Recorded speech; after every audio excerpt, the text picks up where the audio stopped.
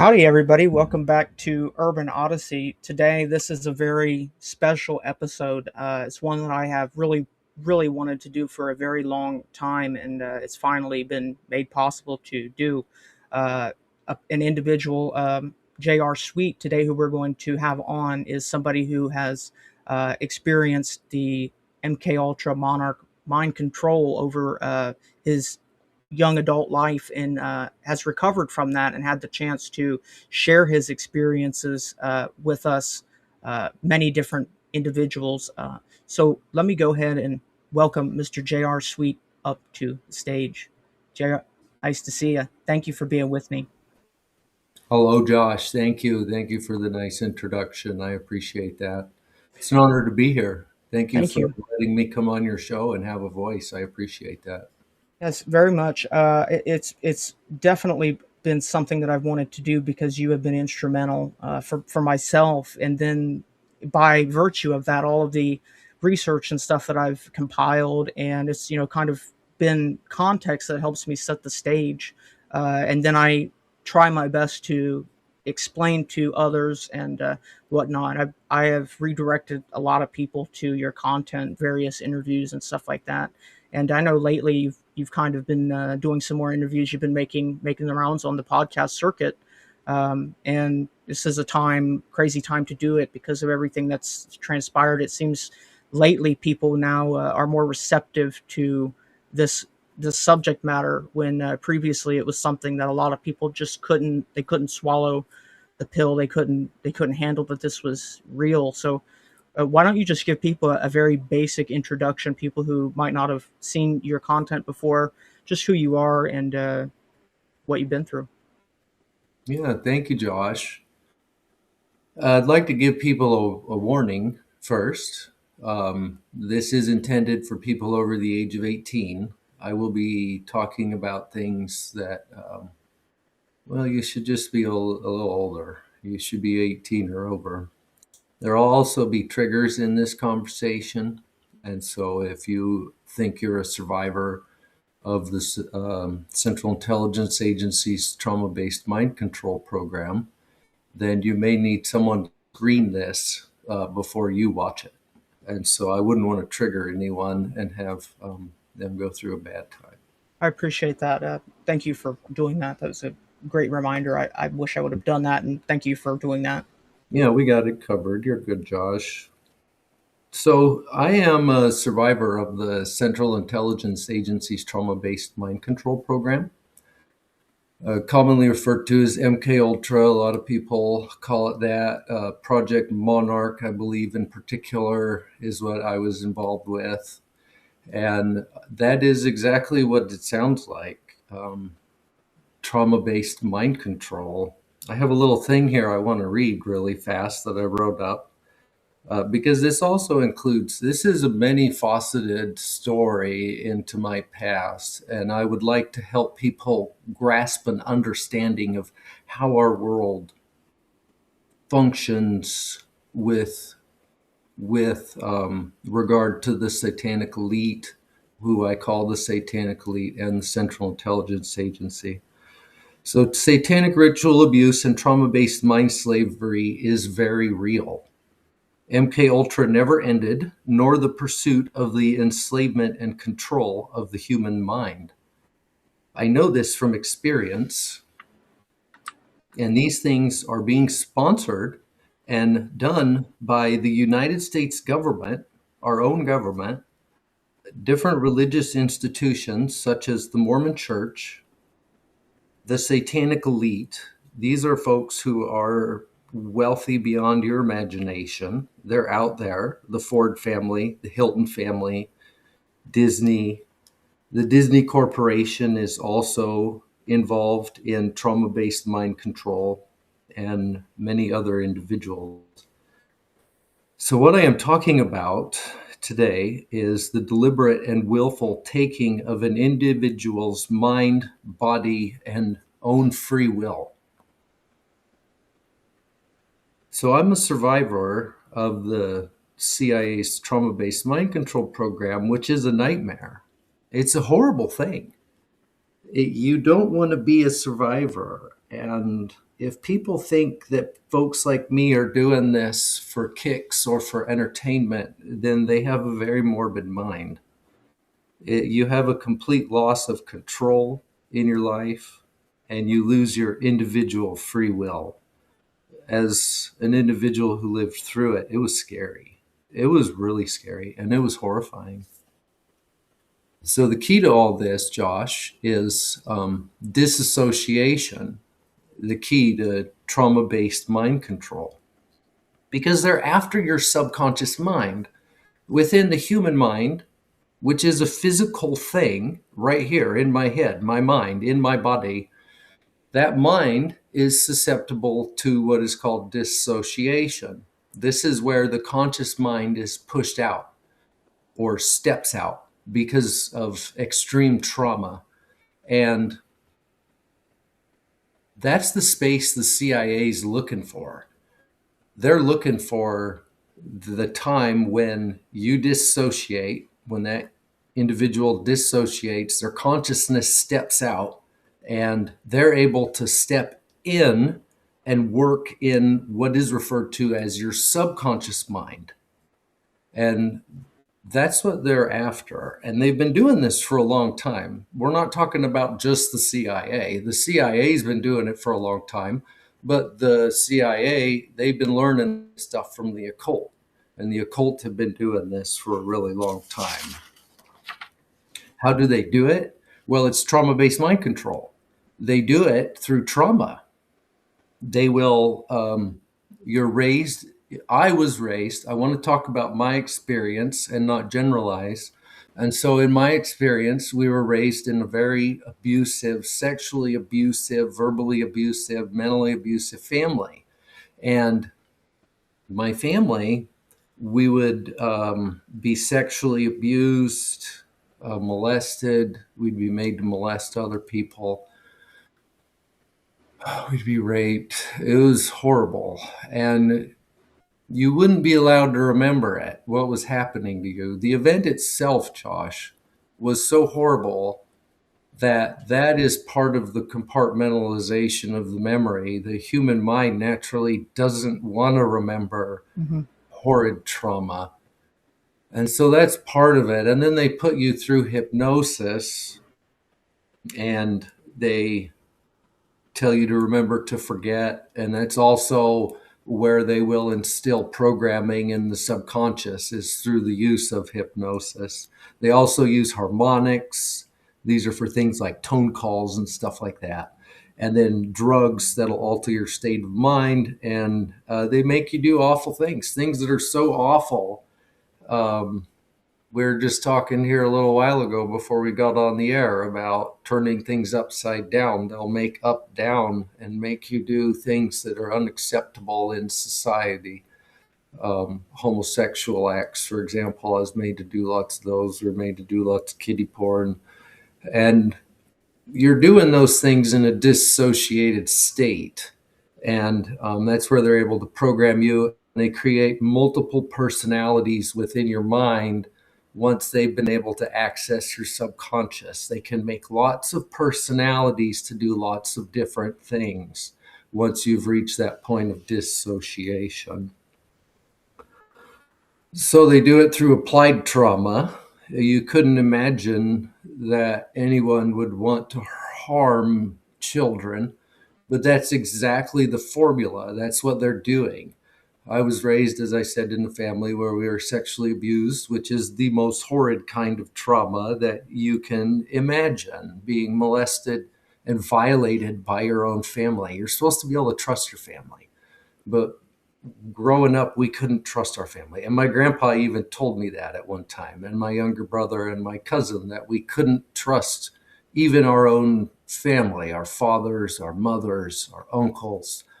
They were all bad people. Oh, you were raped. You were made to witness horrible things. So it wasn't just you being abused. So in the project that we're talking about, the CIA's trauma-based mind control project, you're also made to watch other people be abused. Another thing you're made to watch, which is really horrible, is even worse than watching somebody be abused, is watch somebody be murdered. and they would murder people in front of you. I can remember that happening from the time I was a young child, people being murdered right in front of me. And this was done at Mormon church, at church buildings sometimes, and it was also done at various places such as Disneyland. Disneyland's a huge trauma-based mind control programming facility. That's where Up is Down comes in again, Josh. Hmm. You would think of Disneyland, everyone has this perception of it being this wonderful place, but what better place to hide these things than somewhere the complete opposite of what you're doing? Pops up almost every individual I've ever heard share their story. Pretty much every single one of them has a similar experience at some Disney theme park or something like that. You're right; it does provide perfect cover for these things. Yeah, it's a perfect cover, and it's right there in plain sight. You're also made to be involved in cannibalism. There's a lot of Satanism in the CIA's trauma based mind control program. And I was raised in a Mormon family, a satanic Mormon family that was generationally abusive. And we were involved with satanic acts. And I can remember first time I saw someone killed and can remember being made to drink blood. Well, the first time was in Disneyland, actually. But drinking blood is a big part of it. You're made to consume human blood, and they like to get it fresh. There's some chemicals in it, and adrenochrome, I want to say. Am I saying that right? Yeah, Yeah, so and that gives you a buzz. You do get a buzz from it. It's like taking a drug. I was made to drink human blood freshly drawn through trauma, and it would give you a buzz. And in the satanic world of the satanic elite and these satanic networks, that's the fountain of youth. That's what they would consider to be to give them longevity in life. And what I was going to say just really quickly, one interesting note on that. I was looking into that, and I noticed and I found evidence that there is a fundamental link between consumption of adrenochrome and schizophrenia and mm, psychotic disorder. So I interesting. kind of the belief that it may be partly that which causes them to just descend further into insanity and evil. Hmm. I didn't know that. That's interesting, Josh. So they would use, so we'd be made to do horrible things. They will apply trauma. They'll also use hypnosis, as I mentioned, and they'll also use electrocution. And so, electrocution, I can remember being hit with a stun gun. The first time I can remember that, I was in Anaheim, California. We'd been to Disneyland that day and gone through some what I would say would be initiations, such as Journey Through Inner Space, I believe it's called. On that ride there in particular, that's where John Lilly, the ride stopped, and my chair turned around, and John Lilly talked to me for a minute there on the screen. And then being involved with the satanic ritual murder, being taken off of a ride and made to do that. A lot of things had happened to us that day, and we were pretty shook up, me and my younger brother. And Senator Robert Byrd, this was the first time I can remember meeting him. This is a figure that you'll see pop up in various people's stories, which is interesting because he was just a friend of my grandfather's, from what I can remember, but he was really evil. And he was the one who essentially purchased me as a trauma based mind slave when I got older. But John Lilly, so he was this doctor. I can remember John. Thanks for pulling that up, Josh. So John was involved with the CIA's trauma-based mind control program. He was really interested in the human mind and the mind in general. He'd work with dolphins and stuff like that. And then he wrote a book about human bioprogramming. I actually have a couple of those books here. I wanted to show your audience. So this is one of them right here. This is programming the human biocomputer. Let me find the camera. There we go. This is by John Lilly. And so he was into programming the human biocomputer. So sometimes you'll hear me call CIA mind control programmers, Central Intelligence Agency human bioprogrammers, because that's what they're doing through trauma. And so they're very bad people. And John Lilly was really into this stuff. One really weird story I have to tell you really quick, because when I was younger and I was in high school, I was very handled. And there were people that were put into my life for various reasons. My life was very controlled growing up. And one of those was a teacher at my high school. And I had this teacher for, I believe, 3 years in a row, and because I kept failing the class. Well, that particular teacher, I was sleeping with her. She was involved in my programming. And one day I came into class, and in my desk was a book, and it was this book right here.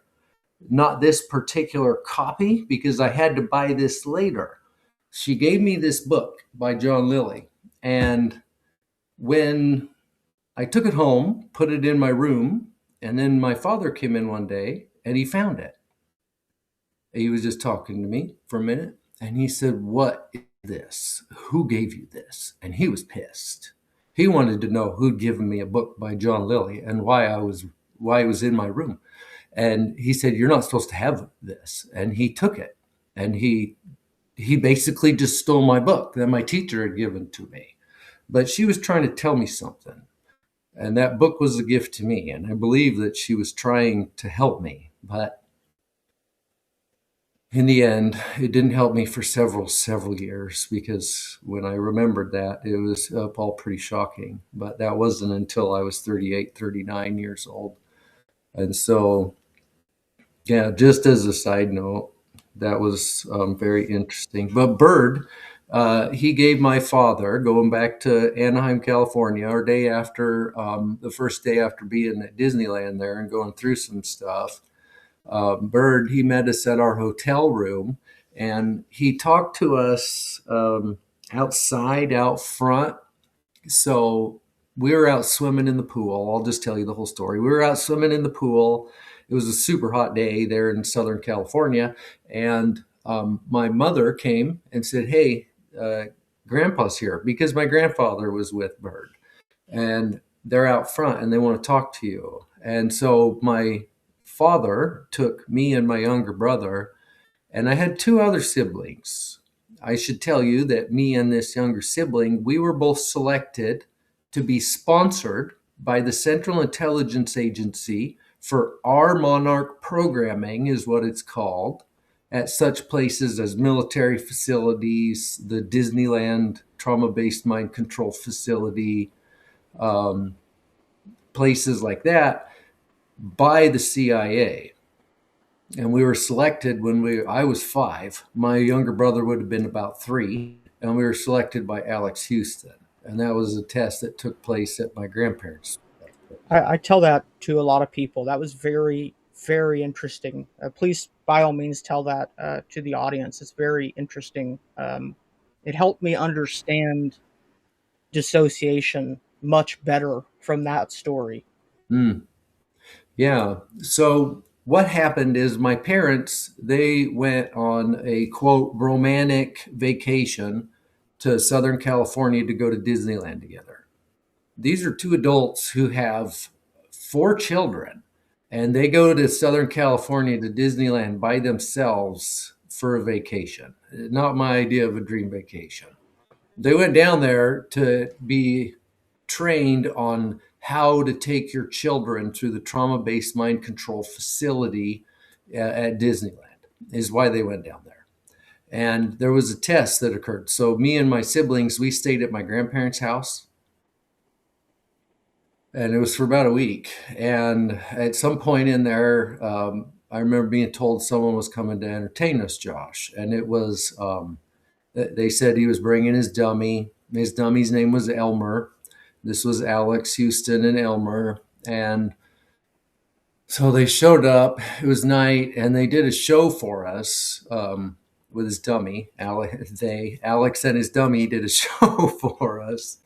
And then after the show, they wanted to do a test. They told us that they wanted to do a test.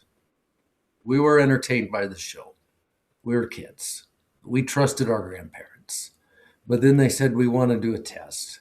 And we were taken into the kitchen, and we were all made to wait there with my grandmother. And my grandfather and Alex, they took something back to a room back there. It looked like a box, and it was a shoebox. And they took it back there. He had to go get this thing from his vehicle. And then we were taken one by one back to this room. My sister went first, I believe, and she was taken back there by herself. My grandpa came and got her. And after a minute, a little while, whatever, we heard her scream, this blood curdling scream. And my grandpa brought her back to the kitchen. And she had failed the test of dissociation. And then my older brother was taken back. And he was taken into the room, and he was there for a short time. And then he screamed, blood curdling scream. And then he brought him back to the kitchen. They both looked shooken up. They looked confused. They didn't know whether to laugh or cry, I would say. We couldn't comprehend what was going on. We were children. And then I was taken back. My grandfather took me. My grandfather was involved in all these things, and he knew Alex. And he took me back, went into the room, went in there. Alex had some paperwork he was filling out. He asked me a couple questions, and then they said, we have something we want to show you. And he took that shoebox and he opened it up. And in that shoebox, Josh, was a human hand. It had been cut off at the wrist, and it was in the box. And I didn't scream. I was with my grandpa. Trusted my grandpa. That's part of the bind of all of this. And I dissociated. I just essentially stepped out of my mind and was just there. And I'd been raised to dissociate up until that time in my life. There's a lot of bad things that happened to me I haven't written about for the public to read. Various scars I haven't talked about with people that I understand how I got when I was younger. And someday I'll talk about that. But I dissociated, and my grandpa looked really pleased, and he took me out of the room and took me back to my brothers and sisters, and I just stood there. Then my younger brother went back. And my younger brother, I don't know about my younger brother. He didn't scream. Um, He didn't scream either, Josh.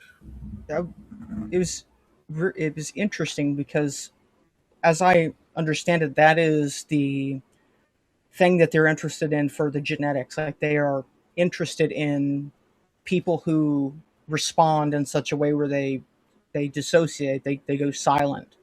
Yep. That is what they are looking for, and that is why they breed over many generations to have this ability. Is that correct? I believe you are correct. Kathy O'Brien has talked about that. She's provided all kinds of wonderful information. If people haven't looked into Kathy, they should, and read her work because she talks about that. I believe she talks about how within 3 generations, dissociation has become ingrained within the human genes. And so people who come from generationally incestual satanic families, they disassociate stronger than a normal individual who's never been abused or put through that kind of trauma. That's my understanding. And I would agree with her on that. Dissociation sucks. It's a horrible feeling. And if you've never experienced it, it's difficult even to explain because you step out, you lose all control of your mind, of your body. You just step out and you are observing. For years, as a young man and as a child, I felt like I was an observer of life, and in a way, I was, because I was constantly being made to dissociate and simply observe what I was being made to do and what was happening to other people. So, but does that explain that story, Yeah, Josh? that's great. It's very important to stress to people watching this that dissociation is kind of the driver behind the whole thing. That's what kind of allows this to work. Yeah. Yeah. Dissociation is the key. Yep. So going back to, so my younger brother and I were selected by Alex Houston, and that was the test. But later, after we were selected, we were taken to Disneyland. I'm not sure what the time period is there between when we were selected and when we went. I was 6 years old when I went, and I was 5 when I was tested. And so there's about a year there or so of a lapse. So we were taken to Disneyland to start going through trauma-based mind control programming at that facility that year in 1984. I was 6 years old.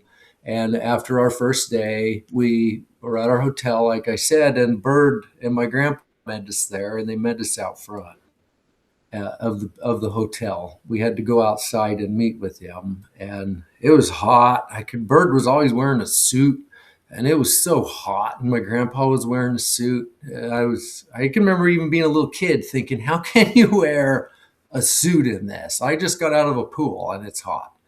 But anyways, and Byrd gave my father a stun gun, this little handheld device, out there in front of the hotel, and told my dad that he had to use it on us, and that was part of the project and part of our programming, and it would help us to forget.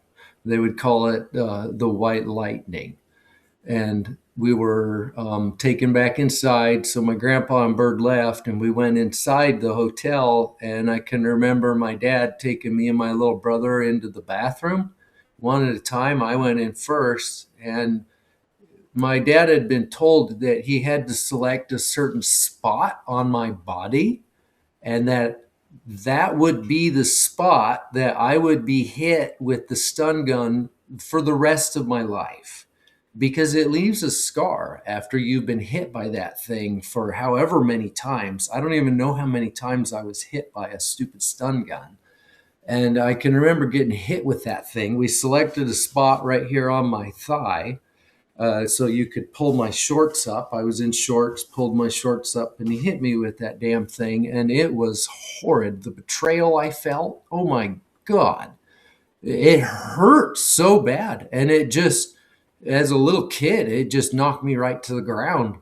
And he got me off of the ground and got me moving again. And I developed a horrible headache and got sick, just sick. And I was put in bed there in the room. And then my younger brother was taken in to the bathroom, and he was hit. I could hear him getting hit by that thing. And then we were taken to the beach the next day. The beach, there seems to be something to do with the beach and letting go of things there. We were sent to the beach. Byrd had told my dad to take us to the beach the next day, and so we were taken to the beach and spent some time there. But that was the first time I was hit by this stun gun, and that would happen throughout my life. After they'd get done torturing you, abusing you, programming you, they'd hypnotize you and then hit you with that stun gun, and that compartmentalized your memory. That was the point of it, not erase it. They can't erase them. I was going to say another because I had talked to a friend of mine and I had brought that up, and one thing that popped up to my friend and made a good point is that it also has to do possibly with like hitting someone with a stun gun disturbs the frequency. If they're after a certain type of frequency that they need an individual to be on a certain type of brain wave or frequency. It also could be used for something to do with that, to mess up somebody's brain waves, to throw them off, to provide a different frequency to put you into a lower energy state where easier to program people. That's a theory. I don't know if that was. Let me add to your theory, because I won't add to your theory, I suppose, but I will. Electricity is used in programming. For example, in deprivation tanks. Deprivation tanks are something that I was very familiar with in the project. John C. Lilly, he was really big into these tanks, and he designed a bunch of them. Mm-hmm. And then what they would do is you wouldn't just be submerged in the solution and made to hear sound or something. You were also hooked to electrodes. And those electrodes, they would feed electricity into your body in very specific points. And you would be hit with that electricity, and they were trying to take your body to different levels of consciousness, I would say. Mm-hmm. And in one particular instance, I was being programmed to die, is what I was being programmed to do, because they can program you now where you're not given a cyanide pill to kill yourself as a spy. That's in the movies. That's from the 40s. No, anymore, they program their spies that their hearts will stop, so that it's a fail-safe. You don't need a pill. It won't be found. It's in your own mind, and your mind will stop your heart, literally. And I was put through that programming at a place called Idaho National Laboratories. Back then, I want to say it was called Idaho National Environmental Laboratories. It's always changing its name. And so, but that's for later. They use depth tanks and electricity for programming. They do that. Yeah, so your theory is very close. They'll also use harmonics, Josh, in programming. And so as a child, I can remember even at school, you would be put through programming. I don't remember being put through anything like really horrible, like being made to watch somebody die or anything like that, or kill anybody.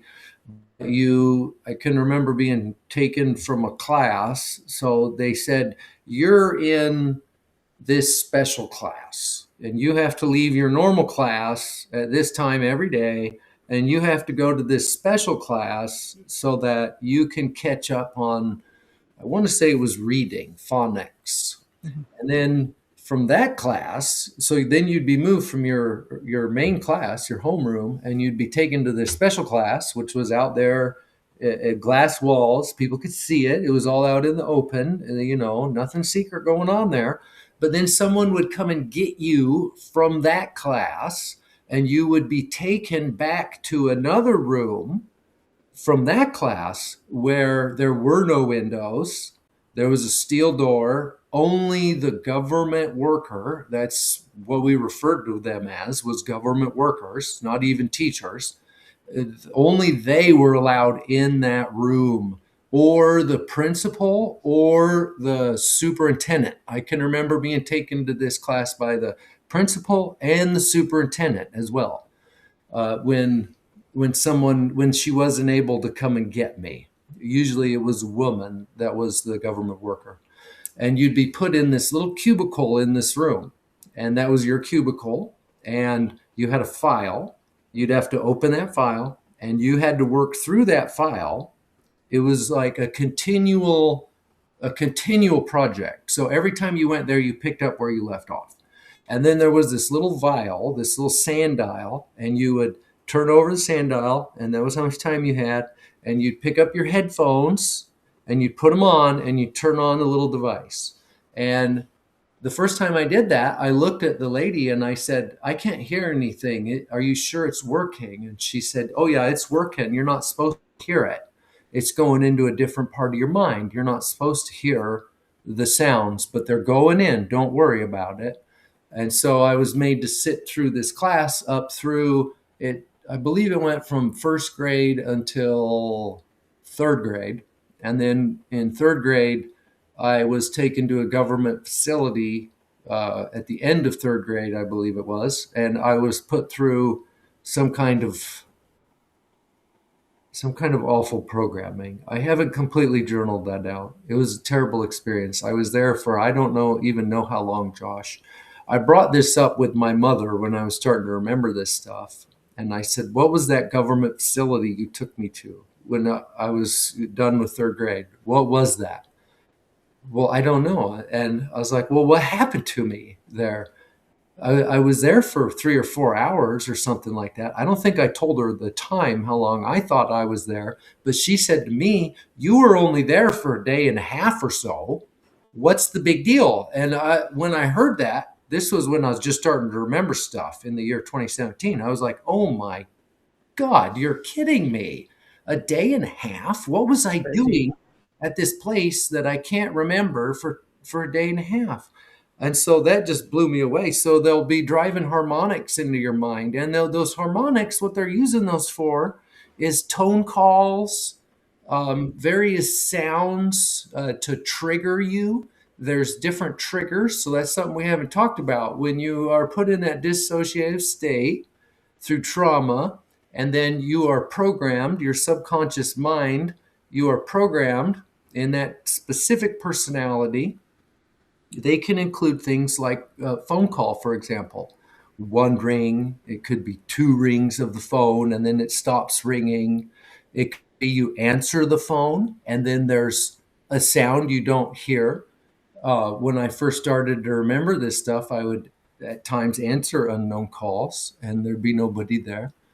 And I don't do that anymore if I don't know who it is. I had something here about a week ago. They were pretty pissed at me, and so I don't get very many weird phone calls anymore unless I really piss somebody off. Mhm. I really pissed somebody off a little while ago, and I start getting all these calls, and they'll include numbers in it. There's numerology too. These are Satanists, and so you'll look at what number it is, and it'll be from like Southern California, and the digits 999 will be in there, Mhm. or 6665. That's a really big one because you know what 666 means. The number five represents non forgiveness. The devil's not going to forgive you for this one. And when I got the 6665 number call, they tried to kill me that day. That was when I was still in Idaho. I had to get out of Idaho. Wow. Yeah, so they'll use harmonics and tone calls in order in your programming, in Mhm. order to access you and to trigger you. They'll also use drugs. They put you into an altered state through drugs. I had a very specific set of drugs that were used for me. My handler, my uncle, he would carry them around in this little case, this little black case. And there were all these glass vials with corks, and he called them my potions because there's a lot of black magic in all of this. And I would be made to take those drugs, and they would do different things. You had some to wake you up, some to put you to sleep, some to make you mad, some to give you energy, some to calm you down, make you mellow yellow. I remember that one. That was one of my favorites. And sometimes if you'd done well, they'd even reward you with like, "What drugs do you want before we go?" Like, because you're all messed up. And I Mhm. can remember they could mix them too. And so that was a bad deal. So people probably wonder, how how did I realize that something was wrong? How did I figure out what I was involved with? Um, that's a really good question that people should understand because there was a lot of coincidences in my life, things that would happen that I would just wonder, how can that even be? For example, people always knew my uncle, my handler. Everywhere I would go, it seemed like people knew him. In Stanley, Idaho, one year, this was in '98. I was living in the woods with some friends. We were living up in the woods, this beautiful little mountain village town. This is where I met my wife, who I'm still married to, my wonderful wife, Kate. And we worked in town. I worked at a pizza parlor. And a bunch of us young people at that time in our lives, we'd just go camp outside Stanley and work in town and just enjoy the summer. We'd do all kinds of outdoor activities. I was really into mountaineering, backpacking, things of that nature. And so it was a real good playground for that. But one day I had been up in the wilderness around Redfish Lake, and I was walking back to my camp. It was probably a 4 mile hike, 5 mile hike back to my camp. And I'm walking along with my pack and my mountain axe, and this Corvette pulls up next to me. Beautiful little Corvette, Josh. It must have been a 60 something convertible Corvette. And this guy, he's sitting there in the driver's seat and he's got a beer between his legs. And he looks at me, and there's only 2 seats in this thing. And he says, "Do you need a ride?" And I was like, "Well, yeah." How cool to ride For in this, sure. you Yeah. know, and to save 4 miles off my Right. back. And I was tired. And so I climbed in and I was like, "Are you sure I have this pack, with this mountain axe sticking out of it?" "Oh, no, just get in." So he starts driving me down the road, and then we start talking. Well, he was from Ketchum, Sun Valley area, which was about an hour away from where I was at, Stanley. And we start talking, and he was from Ketchum area, and he knew my uncle. And we talked about my uncle and joked about how it was such a small world for a minute Mhm. before he ended up dropping me off. And he made damn sure to watch where I went, which I found interesting because I crossed the road, I went around a hill, and I turned around and looked, and he was still sitting there watching where I was going. And so I found that to be very interesting. And then my grandparents showed up a day or two later and picked me up. And I wondered how on earth did you find me here? I can remember asking my grandpa that. I believe that individual had told him where I was, and they came up and they got me and they brought me back to the valley for a couple days. And then I also ran into somebody who knew my uncle in the Yukon. I was out in the middle of the Yukon, out in the middle of nowhere, and some guy at some gas station out in BF nowhere sticks his head in my window and says, "Can I get a ride?" And so we gave him a ride back to his motorcycle. He claimed he'd run out of gas. But we were in this little Jeep Cherokee, and I had 3 kids and my wife, and we're all crammed in there. And our Jeep is full of stuff because we'd driven from Idaho to Alaska. And this guy wants a ride from us. And there were other people at the gas station who had more room in their vehicle, but we gave him a ride. Well, he turned out he knew my uncle as well. And I believe they were trying to figure out what I was doing up in Alaska. And I started to remember stuff. Was I running? So this guy, it was always coming up. And even in Moscow, Idaho, when I lived there, people knew my uncle. And then other weird stuff would happen. Like this guy, I went to college, University of Idaho, graduated, I believe, 2011 in landscape architecture there. And outside of my studio window, I could look out my studio window. I had a nice window seat. And I would see this individual in all black, this black suit, black pants, black shoes, black shirt, button up shirt, military looking haircut, walked with a limp. And he would always be standing outside my studio every single day. Maybe not every day. Maybe that's an exaggeration. I'm willing to say that. But he was there a lot. A lot of times. And he would just stand there and smoke cigarettes and look at me in my window. And I always wondered, who the hell is this guy? What's going on? And so I felt watched a lot growing up too, because of things like that. And then one time I was at Wendy's. This was right before I started to wake up and remember stuff. I can remember going to Wendy's. I used to eat not very good food. I grew up not eating very well. And so I was in a Wendy's and getting a burger, and I was filling up my drink, and I turn around and there's these 3 people and they're sitting in a booth.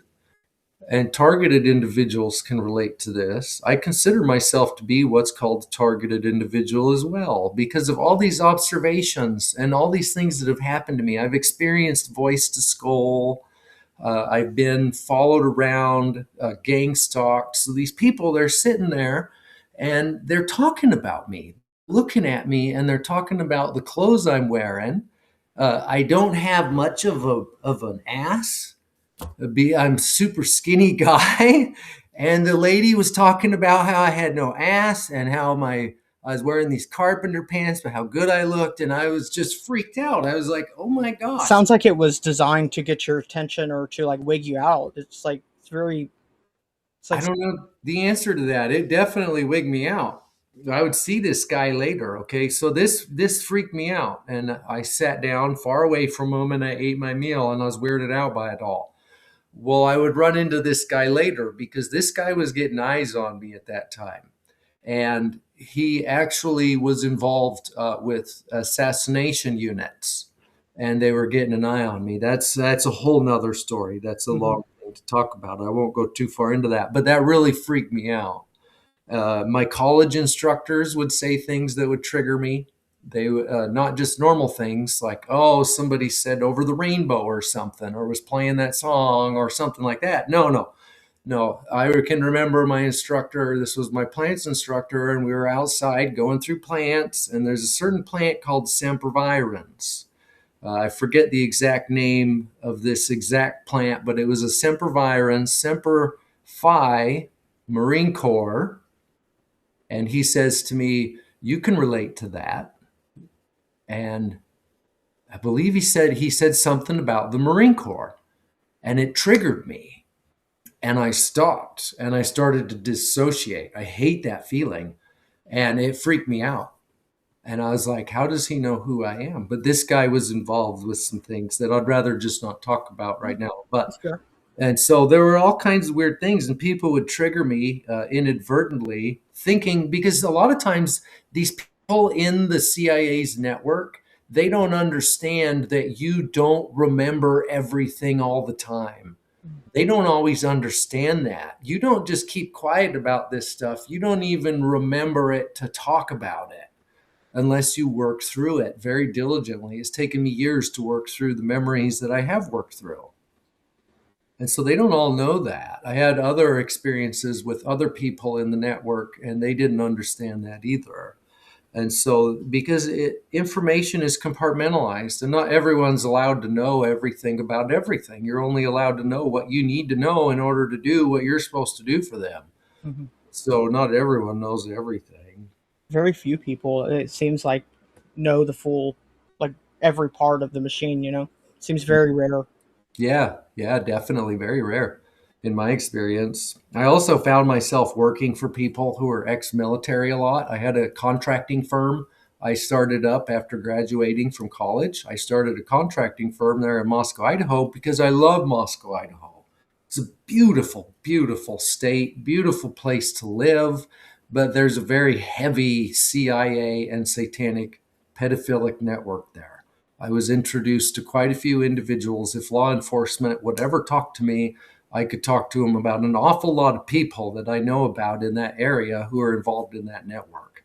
And so I'd find myself working for ex military, FBI people. I had clients who were FBI, clients that were connected to the Pentagon. And that particular client, when I really started to wake up, he was used as a conduit of communication with the agency to explain how I was doing because I was doing a remodel for him. One day I showed up one morning after I was remembering all this stuff real heavy back in 2017. And when I got there, he came outside and he said, "What's going on, Johnny? What's going on with you? I had a little bird get into my house last night and was talking to me about some things. And we're concerned." And the whole conversation was really weird. And it was filled with triggers. And I was like, what? And so I gained an understanding at that time, though, that this individual was in the network. And then they do other things. When I would show up, there'd be other things that were done even in the landscape to try to trigger me. They were always trying to bring me back. They're always trying to bring people like us back, make us shut up, try to discredit us, get us back in the network. They can either get rid of us or reprogram us. And so they were trying to go through those things at that time. But I started to realize something was wrong in my life. That was around 2017, and memories were creeping out. I was away from my abuse base, Josh, And when you're away from your abuse base and they're not able to always be traumatizing you and programming you, it gives you time to heal, whether you like it or not, and gives your subconscious time to start eking things out. And I had little things that were just starting to eke out in my mind that I didn't understand, even, that were confusing, but I could remember them. And it wouldn't be until later that I would gain full understanding of what those memories were about or where those events occurred. I would just get little snippets of it, which I found interesting. So 2017, I keep saying that's when I started to really remember stuff. And it started to eke out, I would say, in 2016. 2017, I started seeing a therapist. I realized something was wrong and I needed to see somebody and get some help. Something felt wrong in my mind. I had weird memories. Things were eking out of my brain. And so I took the jump. That was a pretty hard thing to do, go see a therapist as a man and admit that something was wrong. But I did. I went and I met with this beautiful older woman, wonderful gal. She was this old Christian gal there in Moscow, and she specialized in hypnosis. In my mind, I felt like something had happened to me with hypnosis, like people had used that on me somehow. My mind was messed up. I wanted to understand why. And I thought that if I let this lady hypnotize me, she could help bring out some memories. And so one of those memories was meeting Charlie Pride, because Charlie Pride, I haven't talked about that yet. He was, that was when I really started to understand my memory was messed up, was when I brought up Charlie Pride with my wife one day. And in my mind, I couldn't remember meeting Charlie Pride. I couldn't remember meeting him. And I had a picture that I got when I went to see him. This was with my grandparents back in the year 1993. And this was the year that I was purchased by Senator Byrd and the Central Intelligence Agency for use by the CIA as a trauma-based mind slave. That was the year that I was purchased by Byrd. And so I was taken back east. I was put through a lot of different programming and made to make some porn for Byrd. I was made to run in what's called the most dangerous game. A lot of people refer to it as human hunting. That happened for me in Oklahoma. And that was a really bad deal. But I went to see this therapist, and she hypnotized me that first day, and we tried to walk through the memory of meeting Charlie Pride because I couldn't remember meeting him. And when I brought it up with my wife, I should finish talking about that real quick. I get distracted. And so when I talked to him about him to my wife and that picture, that autographed picture, I said, it's too bad he didn't sign it. It might be worth some money by now. And my wife laughed and said, he did sign it, but it's not worth anything. It's never will be. He wasn't that popular of a musician. And I was freaked out. I was like, what are you talking about? He didn't sign it. And she said, yes, he did. And I said, no, he didn't. I'll go get it. Where is it? And it was up in the attic. I built this nice attic in our home. And so I went up there and I found it. And sure enough, he had signed it right there on that page. It was, it said, to Johnny Charlie Pride or something like that. And so my name was even on there and his. And that freaked me out. I was like, oh my gosh, how can I not remember meeting this guy? I could remember meeting some other members of the band, but that he had been backstage and he wasn't signing that day. And so this really freaked me out, Josh. And so I wanted to remember and understand what had happened. And so I tried talking to my therapist, talking to her about it. And then she walked me into hypnosis. And we talked about that memory. She tried to work it out. Nothing came. Nothing came back about Charlie Pride. I left that and I was like, well, that didn't work at all. And in a way, it actually kind of freaked me out. I was like, well, what if my therapist inadvertently or advertently plants a memory in my mind that's false? What if she starts to talk about something I don't want her to talk about? and she's in my subconscious. I don't know what could happen. And so when I went back and saw her, I said, look, I don't want you to walk me through any memories anymore. I said, that didn't work and it worries me. I said, I do want you to take me into a state of hypnosis. And I want you to tell my subconscious that it's safe to remember and it needs to remember to be safe because I felt like there was a real threat. When I would go to see this lady, Josh, it was crazy. The first time I showed up to see my therapist, I walked in and the phone started ringing. It rang once and then it quit. And then it'd ring again. Then it rang twice and then it quit. And so my therapist is getting up trying to go answer the phone as it's ringing and then it stopped. And after a while, she just had to unplug it because it just would do this. It not only this time, the first time, but every time I showed up, it got to where she would just unplug her phone when I was coming over for therapy Wow. because she knew her phone was going to start ringing. Mm-hmm. Wow. And people would show up and walk around out in front of her place when I would show up, and we'd get into therapy. Or one time the utility company showed up out of nowhere and they jumped out, ran around the side of the house right behind where I was sitting, and they started banging on the wall. And I looked at my therapist and I said, did you have something scheduled today? And she goes, no, I didn't have anything scheduled today. I don't know what's going on. And she looked really scared. After a while, she told me I couldn't come back anymore, actually. It really freaked her out. And so I was only able to see her for a couple of months. Mm-hmm. But I was able to work through some things with this woman that she was able to recognize, for example, that I suffered from PTSD. She recognized that in my first experience there with her, with some of the normal things in my life I was telling her about. As she was very concerned. And so I was diagnosed with PTSD. And something I found interesting, Josh, is that she told me that she had other clients who were talking to her about the same kind of stuff. There Mm. were other people remembering weird things too. It's And so, interesting. yeah, I found that to be somewhat interesting. Mm.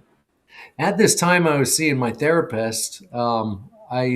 I really felt like I was involved with some kind of government thing, something to do with the mind. Mm-hmm. And so I started looking into what does that even mean? What has the government done with the human mind? Why do I feel like this? Why can't I remember things? What government project would have made it so that you couldn't remember even what you were doing? And I found Kathy O'Brien's work. And so I started reading that and working through that. And when I would go to my therapy and my therapist would put me under hypnosis to remember to forget and that I needed to remember to be safe, memories would start coming out Mm-hmm. after that. So, for example, that night or the next day, I might start getting memories that would start coming back because my subconscious needed to let it go. And I can remember one of the most traumatic things, or one of the first things I should say, remembering regarding the agency was Kathy O'Brien. I was reading her book before bed, and it talked about her having a knife stuck in her chest. And someone was programming her with a message as a message courier with this knife stuck in her and twisting it. And the first night I read that, it didn't click in my brain. And so I closed the book and I went to bed. Well, the next night I came back to the book, I opened it up, and I didn't know where I'd left off on the page. I couldn't remember. And so I said, well, let's just start at the beginning. And so I read through that section again. And when I read through it again, it hit me like a ton of bricks, Josh. Not in the face, in the chest, because I could remember my uncle doing that exact same programming on me. And I took my shirt off. It freaked me out so bad. I took my shirt off and I looked at the scar on my chest where my uncle had done that to me. And I was just blown away. I mean, you can imagine, like, you're reading about this crazy stuff, this crazy shit in someone's book, and then all of a sudden you realize, oh my goodness, I can remember that being done to me. And I was programmed with a message. My uncle took a knife, stuck it in my chest, and I was programmed with the message that I was supposed to carry. And so that really freaked me out, man. I was going to just say real quick, everybody, you guys can actually see JR's journal entries on his website. So if you would like to read the stuff that he has journaled, you can do that. And this is a like a little preview of his website. It's going across the top of the screen now, and it's in the description. But he's got a whole thing of journal memories. For those of you who are interested, they're very interesting to read if you would like to know more. But go ahead. I wanted to remind people of that. Yeah, no, thank you. I appreciate that. There's a Mhm. lot of information on there. Um, yeah, and you can also buy the book. So some people like a book instead of a website. I prefer a hard copy. And so I did write a book, which is all of my journaled memories, and people can find that through my website, and they can read it in that way if they want. It's on sale Yeah, right. there's a link in the description down there too to the I think it's Lulu store is what it's on. So that link's in the description if anybody's interested in that, and it's on this website too. Yeah, it's all free on the website. And so don't buy the book unless you want a hard copy. I'm not telling people to buy the book. I'm not here to sell books. I'm here to give you information and to tell you what happened to me. But if you want the book, you can buy it. If you don't want the book, get online, read my website. All my journal memories that are in that book are on my website for free. You can read them, they are available to the public. It should be in the public domain. And I want them to be available for people because if you read those journal memories, it's going to give you a lot clearer insight into what is happening in our world today because this stuff hasn't ended.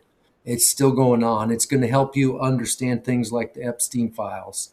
It's going to help you understand Mhm. things like assassination attempts on certain individuals or straight up assassinations. It's going to help you understand mass shootings. It's going to help you understand social engineering through Hollywood, through music, and it's just what I remember. That's what it is. It's just what I remember through my journaling.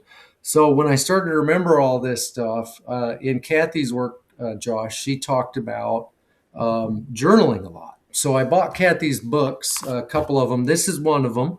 This is my favorite book in the world. This is PTSD Time to Heal by Kathy, and it's small. It's not that big. Okay, anyone can read it, and you can work through it. She's going to talk about things like wear a watch. Okay, I wear a watch all the time. So you can keep track of time because if you lose track of time, you may have dissociated. Someone might have used you for something bad. You need to pay attention to time and keep from dissociating. It's going to talk about journaling. So I have journaled hundreds of pages of my past and I still am working through it. I need to get back into it. I've been focusing on other things for a little while, but I need to work on that again because there's more stuff I need to understand in my past. And most of what you said today, for the most part, those stories people can read the full thing in your journal memories. A lot of them you're just kind of touching on and moving on. So if people want more on any of those stories, they are there for them to read. Yep, yep, they are available for them and they can read in depth. And I name people. You can read about individuals. I name them. I'm not afraid to do that. And I talk about places, specific places that are programming centers, specific military bases, and specific government facilities, other victims. This is something people should know about. So they can go and find that. But something, so with finding that scar on my chest, it's a scar, it's a physical thing. As I was seeing my therapist, and even after seeing my therapist, my seeing my therapist was just the beginning of this journey, just the tip of the iceberg. I still write about stuff. I still find scars that I gain understanding of. My head, my skull got crushed in during one government operation I was involved with. I was in a guard detail and I can feel my skull and it's crushed in and it hurts sometimes. And now I understand how that happened. Or I have these two scars. You can find these. Yeah, you can't see them on my website. I have pictures of them, or I put pictures of them up on Twitter, or the scars on this wrist. Byrd gave those to me to brand me. I have a scar from the taser hitting me all the time. I have a scar in between my anus and my scrotum where my grandfather raped me and was going to cut a vagina into me. That's how messed up these people are. You And freak. I have a scar, and it's huge. And I'm not going to show it to you here on this Yeah, podcast, we're good on that one. but it's there. And that was a horrible experience. Yeah. And to remember that and gain an understanding of, oh my, I remember getting that. And I know how that happened now, Mhm. because you're not allowed to remember. And so you look at things on your body, and I would ask, like, what is that? How did I get that? What is that from? But then there's other personalities you're programmed with that say, look away, think about something else. That's nothing. You don't worry about that. And then you're carried off on some other tangent in your life. You're programmed to remember to forget, and you have different personalities that are working at helping with that. Mhm. So I'm covered in scars, and I can remember getting them, and it's awful. And then I also, when I started to go through these things, I confronted essentially the Central Intelligence Agency. I said, this is bullshit. You guys did this to me, as I started to remember more and more and more and put all the pieces together. And so I wrote to the CIA, their records department, and I said, I want my records. I want the physical records. I want them.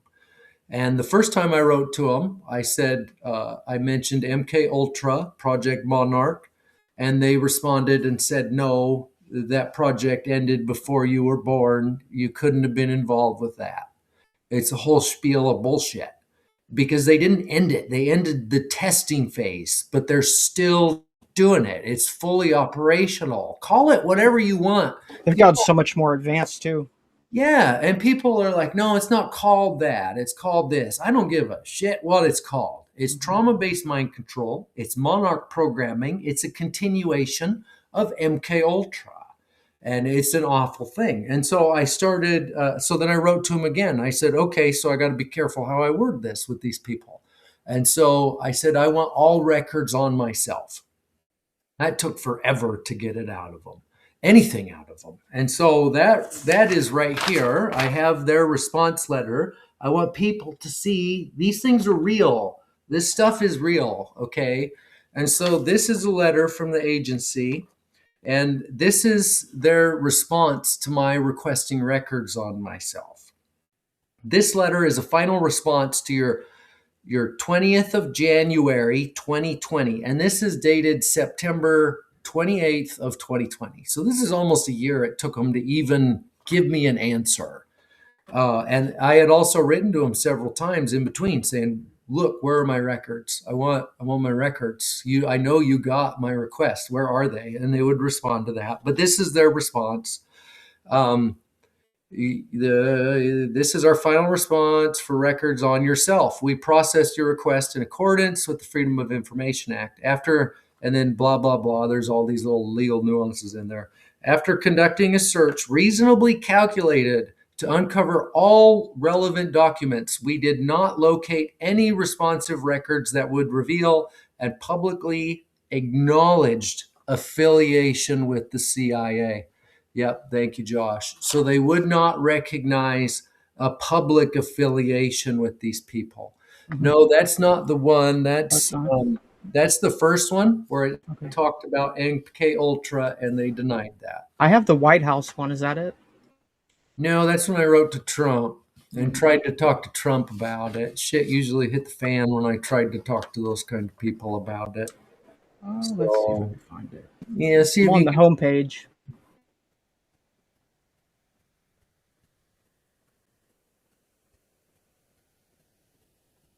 Is it this one maybe?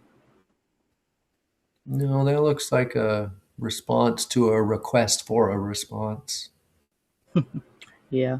Yeah, I think that's it. Go down a little more. Yeah, that's it there. Thank you. Okay. So, third paragraph down from the two short little paragraphs. To the extent your request also seeks records that would reveal a classified association between the CIA and yourself, we can neither confirm nor deny having such records. pursuant to Section 3.6A of Executive Order 13526 as amended, if a classified association between you and the CIA were to exist, records revealing such a relationship would be properly classified and require continued safeguards against unauthorized disclosure. This is such a classic letter from these sons of bitches. You may consider this finding a denial of this portion of your request pursuant to the Freedom of Information Act exemptions B1 and B3. And then there's more talk of exemptions in there. The important part here is that it states right here, you can see, in this case, whose case? My case. In this case, your classified records, the relevant statutes are Section 6 of the Central Intelligence Agency Act of 49 and Section 1.2A of the National Security Act of 1947. In this case, they know they have them. I know they have them.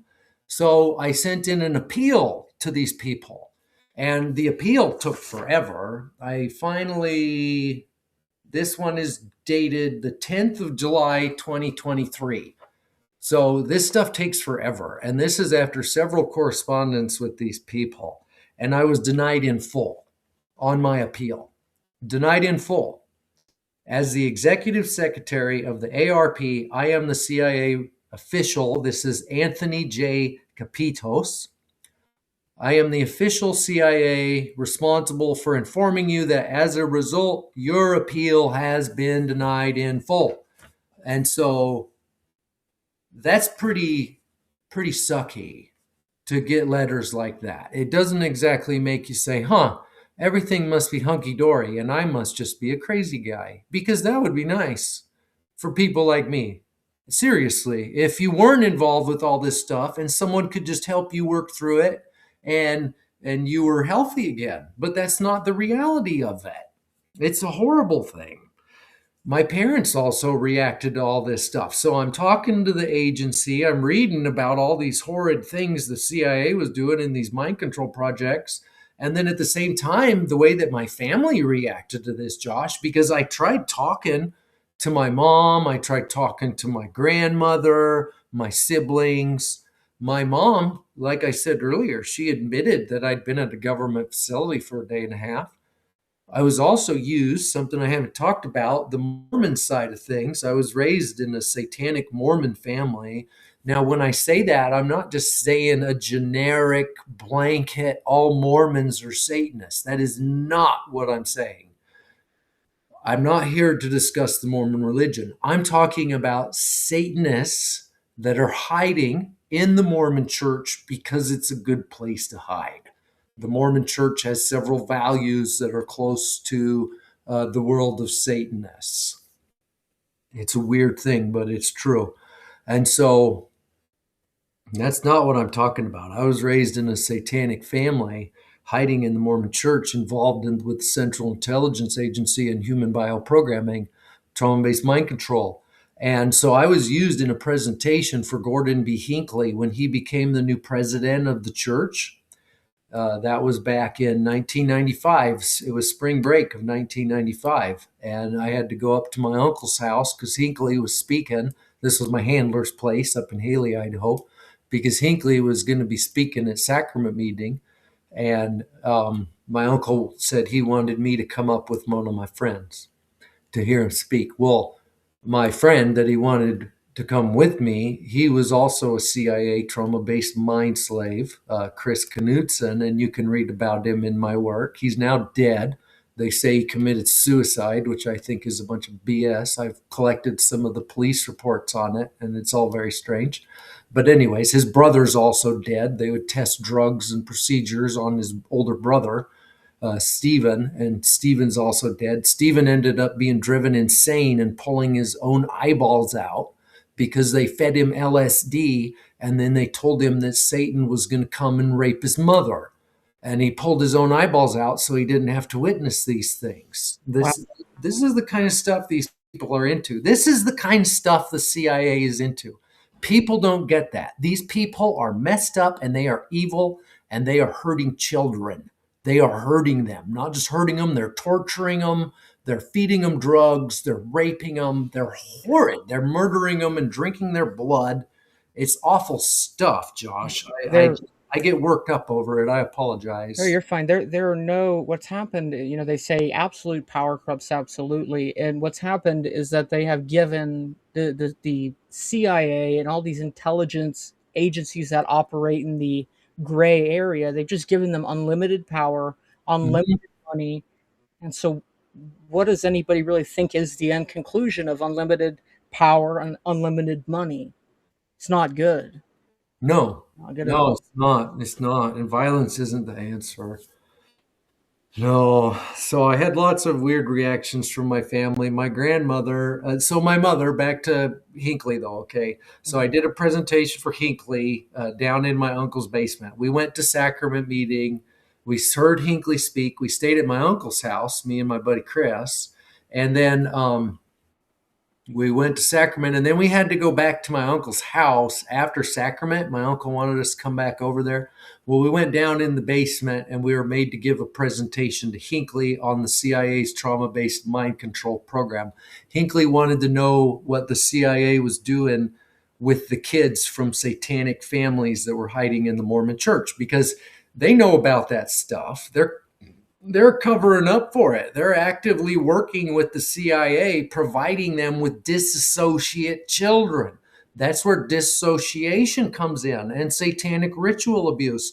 That is the merging of the Mormons with the CIA. Is the Mormons, the satanic side, they are evil and they are into satanic ritual abuse. I can remember being put through satanic ritual abuse, and they would take you to a point of dissociation. These Satanists have been doing this for a long time, and the CIA knows that, Mhm. and they will pull from that base of disassociates within the Mormon church and use them in the project. And they do all the genealogy research. That's a big thing that the LDS Church does is records on people's genes. Yes, that's where I was going next, Josh. You are absolutely correct. Is that they are really into genealogy, and so they're able to follow the satanic family bloodlines and find those hidden families and work with them and bring them into the network again and Mhm. provide access to them by the CIA. And so, yes, the genealogy work is not good. My family works in genealogy in the Mormon Church, and I don't. Oh, they're all messed up. They are very messed up people. So I'm going through all this stuff, remembering all this stuff, and my mom, I says to her, when I started to remember all this stuff, I brought up meeting Gordon B. Hinckley because after my meeting with Gordon B. Hinckley, and it was a horrid meeting, we were taken down in the basement. We were made to strip naked. We were made to have homosexual sex in front of him because they wanted to demonstrate the changing of personalities. We were made to demonstrate assassinations. I was made to get on my knees, and Chris held a knife to my throat. He damn near killed me. It was actually it was a bad experience. And then we were made to demonstrate not talking. We were made to demonstrate being tortured. We were made to demonstrate also remote viewing, which is something that the CIA is really into. And that stuff's real. Remote viewing is very real and it's very strange. I'm still able to do it once in a while. It's a very strange thing to experience. You just see it and that world opens up. But you got to reach into a certain part of your mind in order to be able to do that. And I haven't nailed that process down perfectly. And so it's more sporadic than controlled. So my mother, though, after I'd come back from this presentation for Hinckley, I don't know how long after, a couple days, weeks, something like that. I was in the kitchen making something to eat, and my mom comes in the kitchen and she says, real quietly, she says, "What was it like meeting the Mormon prophet? What was it like meeting Gordon B. Hinckley?" And my dad heard her ask me this. And see, I wasn't supposed to remember this stuff. And my dad, he stepped right in and he said, "Mary, you're not supposed to talk to him about that. He's not supposed to remember that. And I just stood there. I pretty much dissociated, Josh, because there's parts of me that were protecting that secret. And so I didn't say nothing. So I brought this up with my mom in 2017, or maybe it was 2018, when I was going through all this. And I said, you know, I met Gordon, don't you? Because you asked me about it in the kitchen after I'd met him. And I said, do you want to know what happened between me and Gordon? And she said, yes, I do know. And yes, I would like to know. And something happened, and I lost contact with my mother. Later on, I can remember texting her and my father and telling them I disowned them and I was never going to talk to them again. That was later after this. And they, yeah, they tried to kill me after I said that to my parents. Wow. So, yeah, they started trying to kill me during all this stuff too. And I had to flee Idaho. We got harassed really bad in Idaho. So, as I'm going through all this stuff, my wife was harassed too, and my children.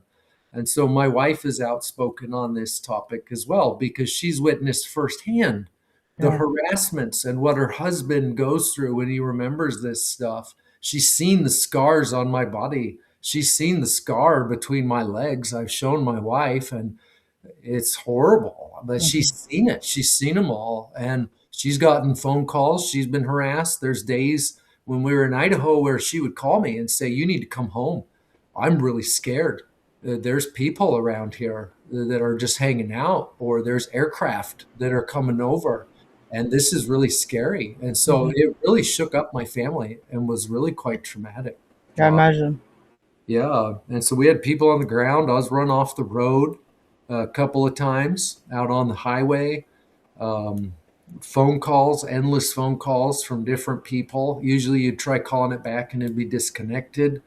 You'd try to figure it out. It'd be from dead people, people who are already dead. Wow. It'd be from families where you knew who they were. Families from where I grew up, Nampa, the Thorne family, various families, my old bishop's family, stuff like that. You'd look up the number, and they would be connected to those families, or Wow. people that my handler had worked with over in Rexburg. I can remember somebody over there calling my wife and harassing her, and then helicopters. We were harassed by helicopters, planes, V-22s. Those things that come right over your head, and then drones. Even, that's something I haven't talked about. I had somebody in an email mention that to me a while ago. Oh yeah. That they were harassed by drones, and I started to think about it, and I was like, yeah, I was too. I've seen. I haven't seen them, but I've talked to a lot of people who have had that happen. Yeah, yeah, it's really strange, and they'll harass my kids in the same way with Hmm. aircraft, helicopters, drones. So then phone calls, and then people were trying to kill us, and we had to get out of Idaho. So I didn't want to believe any of it. It's a horrible thing. I mean, as I was going through all this stuff, I didn't want to believe any of this. This was horrid. Before I started to remember, Josh, I thought my life was wonderful. I thought my family was the most awesome family. I thought I'd had the most awesome upbringing. That everything was great. We'd taken all these wonderful family vacations to Disneyland. I was raised in this wonderful, kind Mormon family. And as I started to remember all this stuff, I was talking to my siblings some, and my older brother, I called him, and just in normal conversation, like, how you doing? What do you think about our past? Like, I'm having these weird memories. Do you ever think about this kind of stuff? Do you ever wonder what happened here? And he told me, no, I don't remember any of that. He said, I don't want to remember. I've blocked all that out, and I don't want to remember it. And then that blew me away. I was like, oh my goodness, what is my brother talking about? And then my sister would talk about different things. And I don't want to say too much about it. It's her story to I tell. was just gonna say it's interesting the that admission. I don't want to remember it, so it's almost like there's just like something that there's something there, but you don't like. It's interesting to hear that they know, but they don't know at the same time. Yeah, they don't want to face it. Hmm. They don't want to. And I am not sure with him whether he's programmed to not want to face it, or I don't know. I don't I know think the answer to that. I think that's what it's very similar to what we're seeing in society. Just because a lot of people, find out that this is real, but then it's so bad that they just force themselves to. It's like they force themselves almost into like this split, almost where they have to convince themselves of something deeply, but they still like they have it in the back of their head that they know it's not right. It's Yeah, a yeah, but dissonance. they can't face it. Hmm. Close the door. Forgive and forget. That's a Yeah. big saying in the Mormon church. Forgive and forget. But I can't. I'm not going to forget. I'll tell you that. They made me forget once. I'm not going to forget again. Did And forgiveness, well, maybe someday. I say Maybe. aren't they for blood atonement, Mormon Church? Oh yeah. So forgive and forget. Wait, what? Yeah, yeah, they are. That's a big part of what we would do, like in satanic rituals. That's what I can remember was basically a blood atonement ceremony, murdering this family because they had betrayed the network. Hmm. And yeah, the CIA loves it because they're good at it. And they don't necessarily have to have CIA agents do their dirty work. They don't. That's the They yeah That's the benefit. point. They're using these satanic families, these psychotic satanic families, and each family does its own thing. Hmm. Okay, so I was raised in a satanic Mormon family where our job was the actual killing, the actual running of the blade is what we would call it. And we had the ceremonial blade, and we were the ones that would cut your throat out. There was always a vessel to catch it in, to catch all that blood pouring out of that individual. You'd slit their jugular out and you would catch all their blood into this vessel. And depending on how many people there were there, and no one was spared. If it was a family, it was the whole family, father, mother, and all their children. I can remember that happening a couple of times. And then you would be made yeah, it's all really awful, Josh. You'd be Yeah, I made to understand. kill them, and then you'd be made to drink their blood. And so, And you mentioned in a previous interview, I can't remember when, or but you said that this was group blackmail, and that's a very important facet. It's a binds people together. To do that, like for a bunch of people to do this together, to yeah, do something like that. Well, then those people are now involved in the cover up. And so if one goes down, well then maybe we'll all go down. So it's all in our best interest to cover this up. And you have an impetus, a motivation to do that. And that is very important because it's used that mechanism is used other places too. That's a source of their power. I've come to see. yeah, group blackmail through it all because they're Mhm. all involved. They're all equally as guilty. And then you'd have other families there that their job was to dismember the bodies. And then you'd have other people there that their job was to transport those parts to typically it was a hog facility, a pig farm, and the bodies would be fed to pigs. That was a really common way that they would get rid of the bodies. I can remember other ways of getting rid of bodies. My grandpa, one time, he bought some beetles from this individual. He was a professor at the University of Idaho in Moscow, an entomology professor, and he was really into bugs. And there's a beetle that'll eat the entirety of the human body. And my grandpa, he went and bought some beetles from this individual. I know exactly who it is. I know where he lives, know who it is. I have talked to this man since then. I haven't let him know who I am, though he probably knows who I am, but I didn't let him know I remembered him. And because I met him and his wife, and my grandpa bought 90 beetles from this gentleman. And you know how much 90 beetles cost that'll eat the human body? $90,000. It was $1,000 a beetle. So Wow. my grandfather brought him 90 grand in cash and just this bunch of cash and gave it to him, and we got the beetles. And then he took those beetles and he went and took them and he was using them to get rid of this individual. Wow. And I haven't, yeah, I'd rather not talk about That's that. fine. Yeah. And that was a really bad thing. So they use all different ways of getting rid of you. So when I started to remember this stuff, one of the reasons I'm so outspoken about this, Josh, and that I appreciate you so much. When we were off the air here a minute ago, we were talking, and I really don't like doing these things.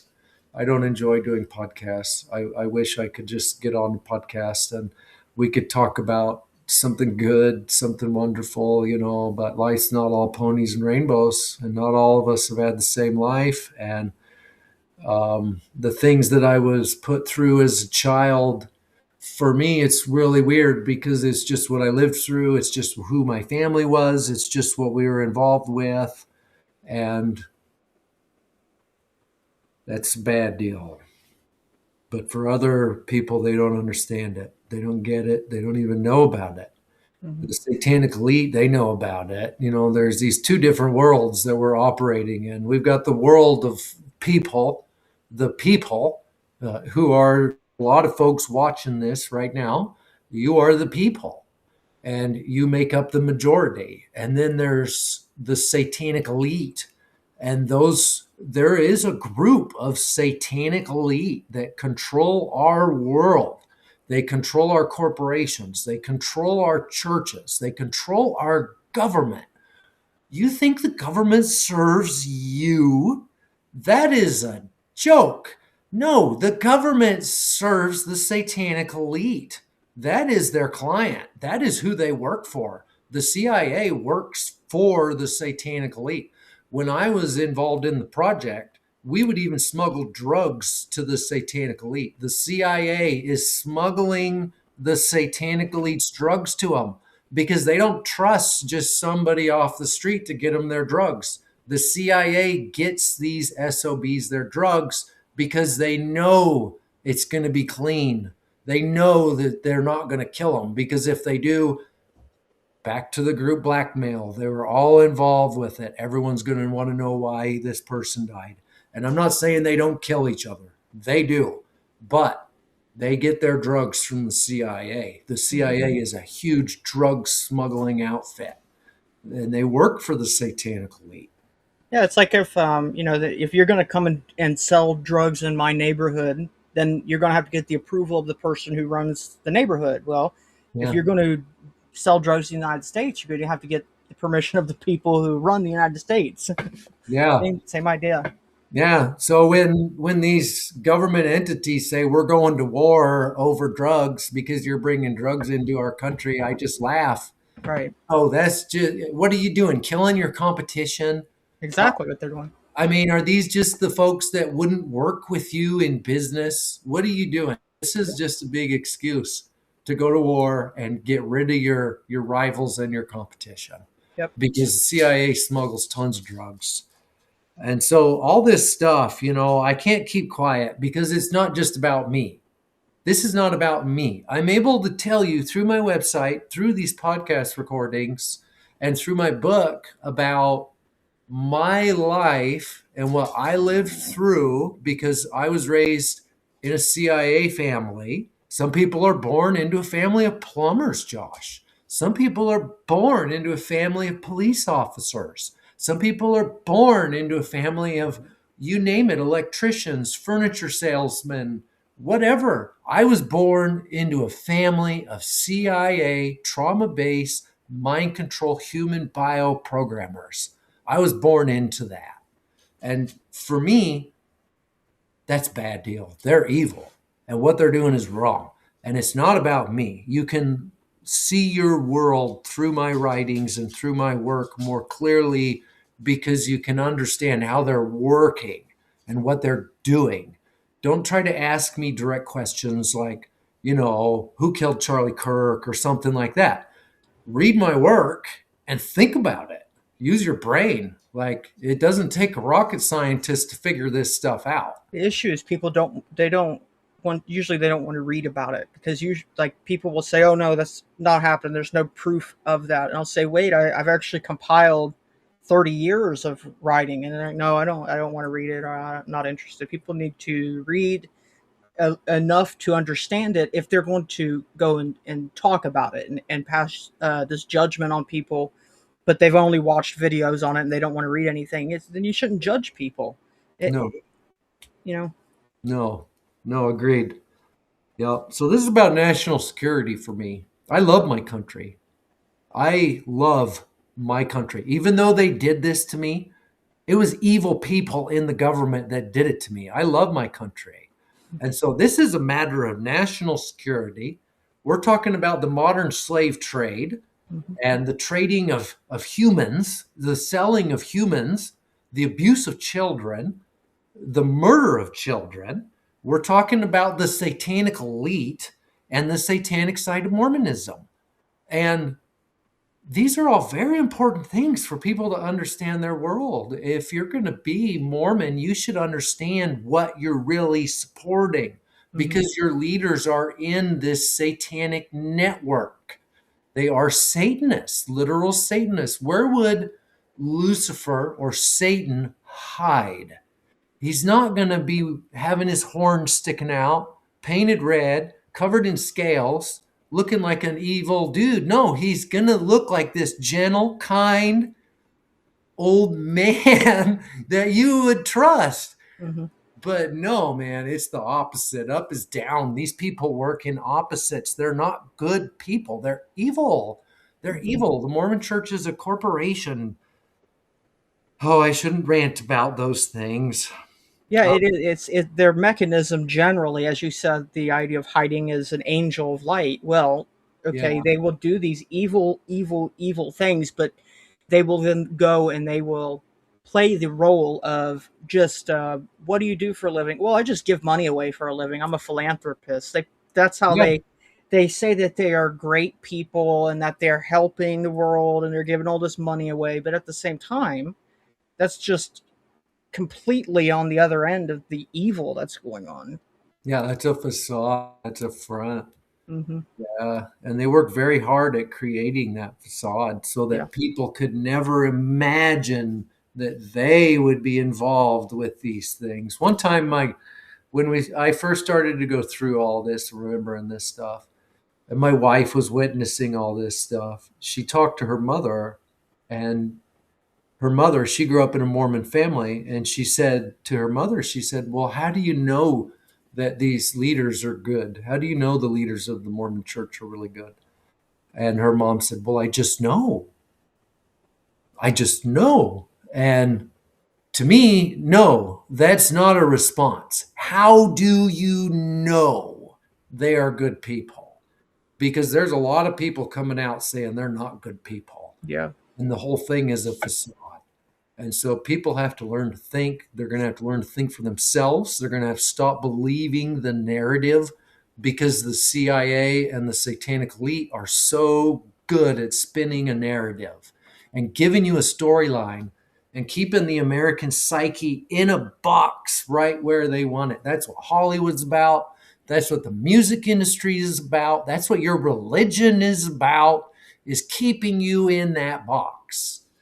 Now, I'm a religious man. I want people to understand that. I went to church today and I love church. I'm a Christian man, but I try to go forth with an understanding that things aren't always what they seem.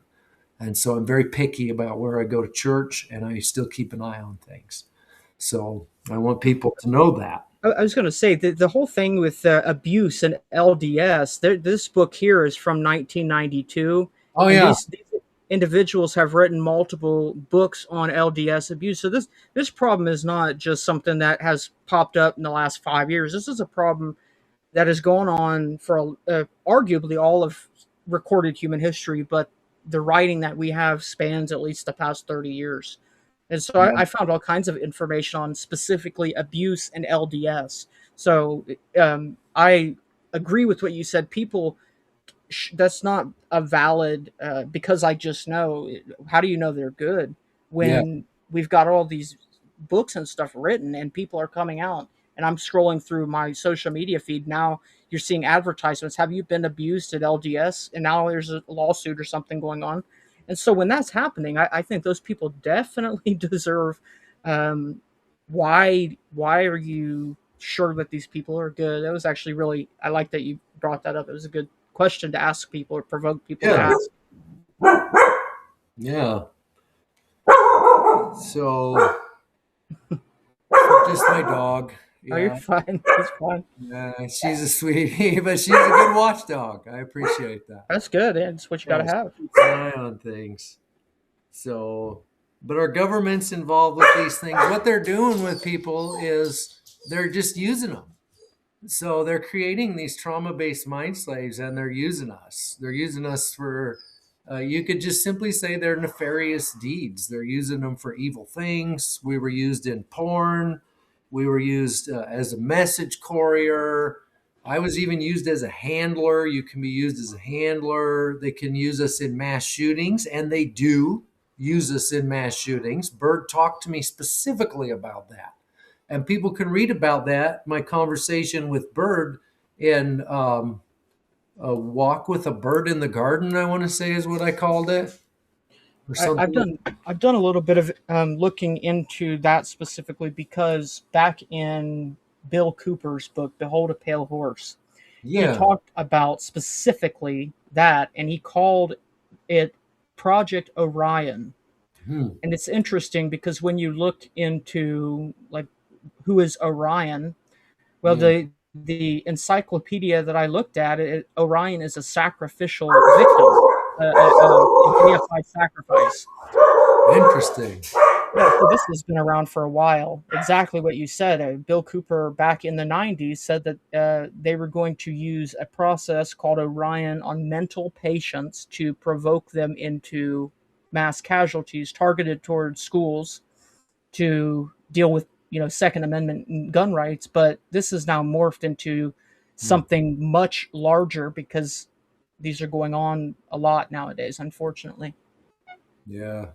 Yeah. And Bert talked to me about that. I don't read too many books about this kind of stuff because I try to just work Mhm. through my You stuff. lived it.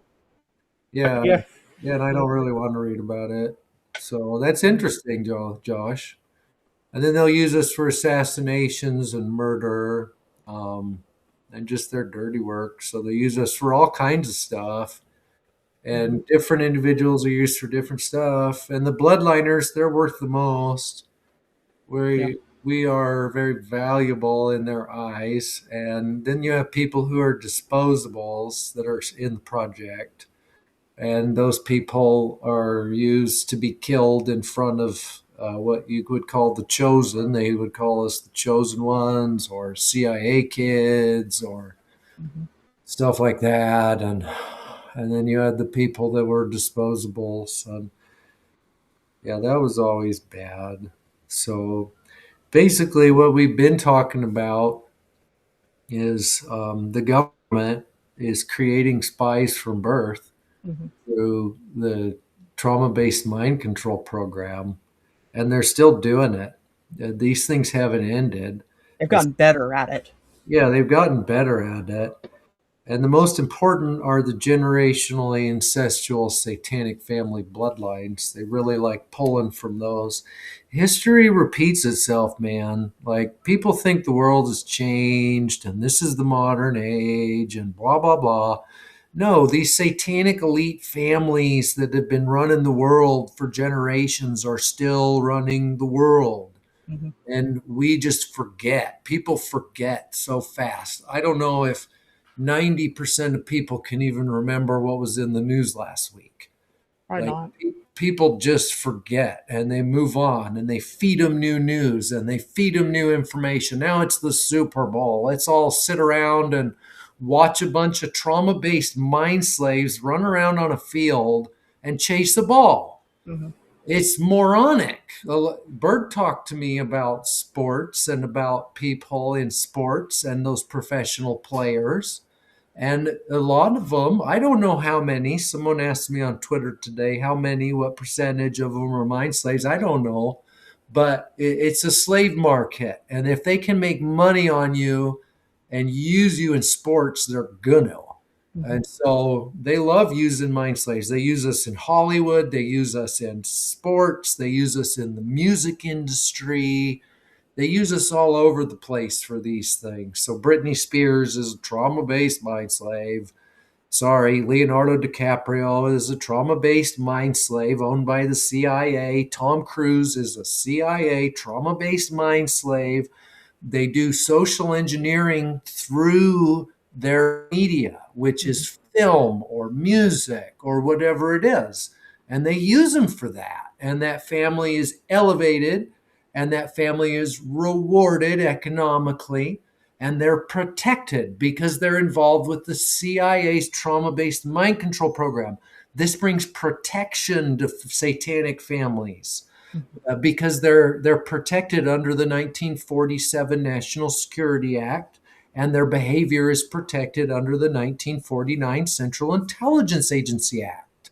And so these families are doing this. If the people want to know what's going on, we need to repeal the 1947 National Security Act and we need to repeal the 1949 CIA Act, and people are going to see a lot of things that are going to blow their mind. Mhm. We repeal those two acts. I don't know what other acts there is that should be repealed. Those are the That'd be two. a good start. Yeah, that would be a really good start. People's minds would be blown. We basically have satanic gangsters running our world and our country. Mhm. And people buy into these images that are created through their networks, through Hollywood and media, that these are who these people are. They're really actually, you They know, are the thousand points of light, the yeah, thousand stars, the yeah. programming pushers. No, that's a myth. They are myth builders. Hmm. They are building myths around those people. A lot of Yeah, those people are horrid and they're it's myths. exactly what it is. It's mythology, modern mythology. Yeah, you're right. Yeah, it's modern mythology, Josh. That's a good way to put it. So, oh, where are we at here? A lot of this stuff, we talked about Satanism. Hmm. I don't know how many survivors talk about Satanism and stuff, but a lot of this stuff is black magic. Hmm. Like the CIA picked up on this stuff from the occult. We've mentioned that. Yeah, And there is black magic in this. They are channeling demonic things and they are breaking the laws of nature hmm, in order to do these things. And there's a lot of black magic in it. Incestual pedophilia is a breaking of the laws of nature. hmm. Ritually murdering an entire family and drinking their blood is breaking the laws of nature, as well as cannibalism. We weren't just made to drink people's blood, we were made to eat human flesh sometimes, too, dude. It's disgusting what they do and what they're into because they believe it gives them power. It's black magic. They think they're taking power and energy from these people.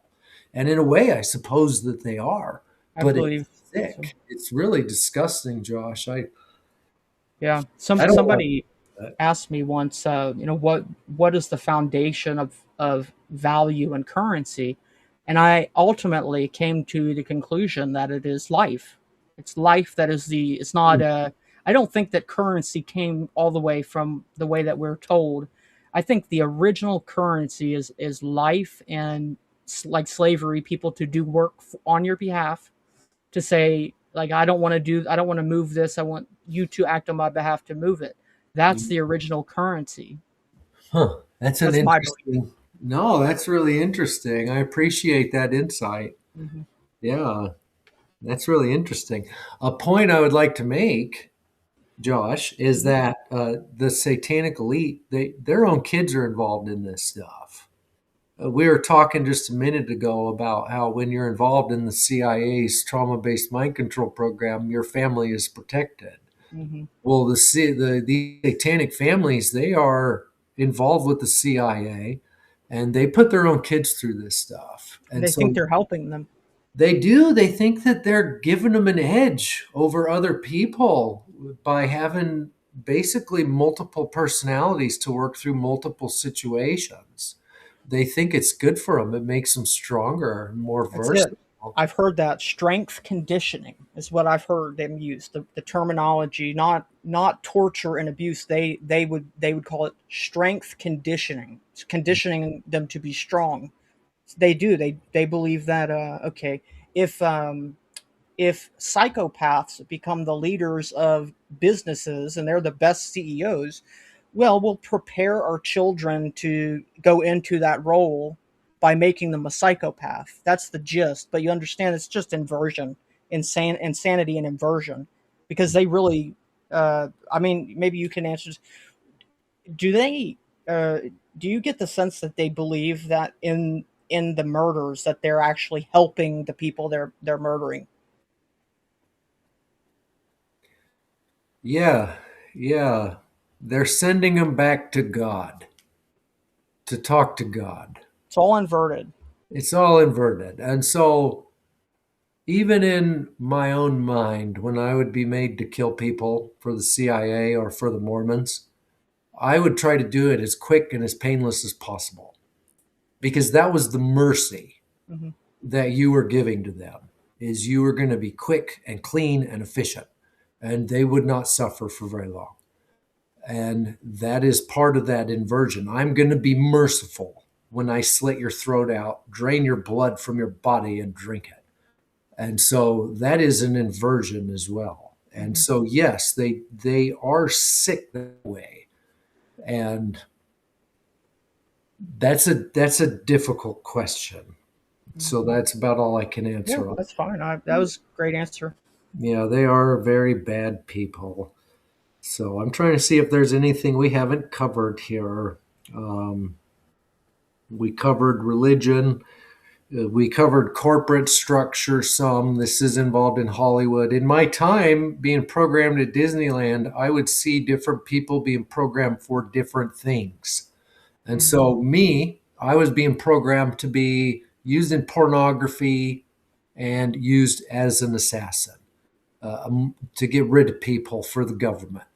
And so I was used a lot in that. But there were people in Disneyland who are also being programmed to be in film.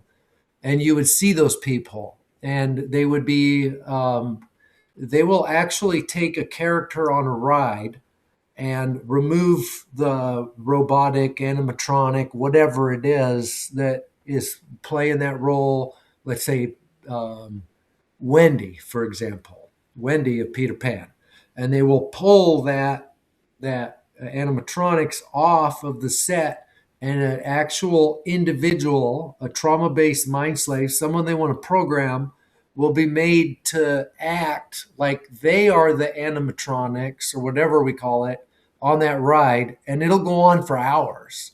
They would be made to stand there for hours and act like they were so and so or whatever, and they didn't get bathroom breaks. They didn't. No, none of that. They just had to stand there, play that role for hours. And so people are being programmed to be used for different things, being programmed to be used in sports, being programmed to be used in politics, Hollywood, the music industry. Billy Joel is a trauma-based mind slave. I can remember meeting him. Johnny Cash, I don't think he was a trauma based mind slave, but he knew about it. Randy Travis was a trauma based mind slave, but he became consciously aware and he was able to actually buy his way out of his own slavery. It's a very complicated thing, but he was actually in some way able to work his way out of some bind that he was in with Byrd. And so I find that interesting, and I don't completely understand it, very strange. So there's Charlie Pride. He's another example. These people are aware of it. They're in it. They're involved in it. Their I've families are involved in it. I've got a question. Do you think, have you noticed, or would you say that it appears this process may be they're trying to do it to society on a societal scale?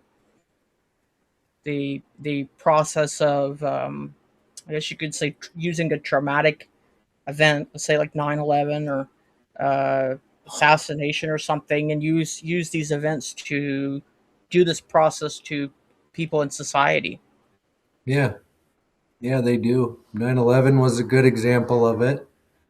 Um, I was supposed to be mass shootings are another good example of it. I was supposed to be used in a mass shooting, and that operation failed.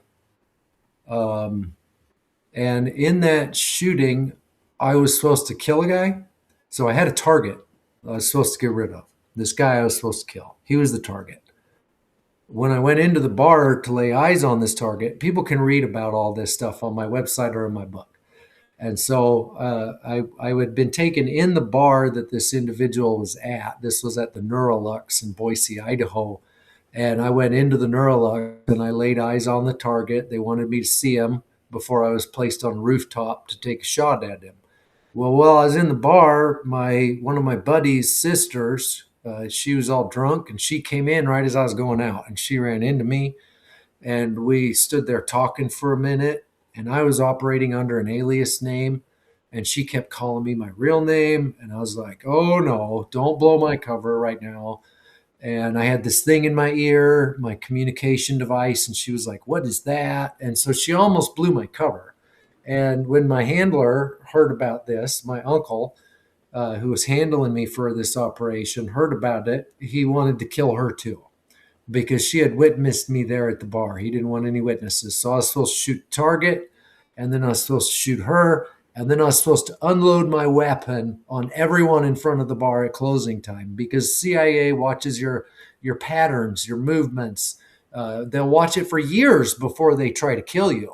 The CIA won't try to kill you unless they have about a 95% chance of success at that operation, 95 to 98. They're not going to do it. If you're at 90%, 85%, so your job when they're trying to kill you, okay, for those of you out there who are in this kind of stuff, your job is to always be taking those numbers down. If you see, oh crap, it's about to go down, you got a gunman there. There were situations where I had gunmen and they were there to kill me. And my job was to constantly work at lowering the percentage of success. That's your job. Get behind something. Once you're behind something, show them that you're armed. It's not going to be easy. Once they've seen that you're armed, move and get behind a vehicle. Always stay behind something. Always decrease their odds of success. Always change where you go. A good sniper never takes the same road twice. My grandpa used to tell me that all the time. And a lot of this stuff I learned from my grandpa because he was involved with the CIA and sometimes people would be after him.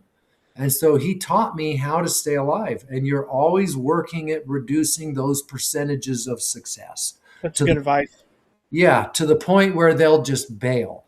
You don't want to go into a situation like, oh, I'm going to just tear this apart or whatever. No, dude, no. Your job is to deflate the situation just 1 second at a time. Just keep deflating it, take away their opportunity to be successful. And so that's a lesson I'd like to share with other survivors out there. That's how you keep alive because they are hunting us. They do hunt us, Josh, and they try to get us, they try to kill us, they try to bring us back.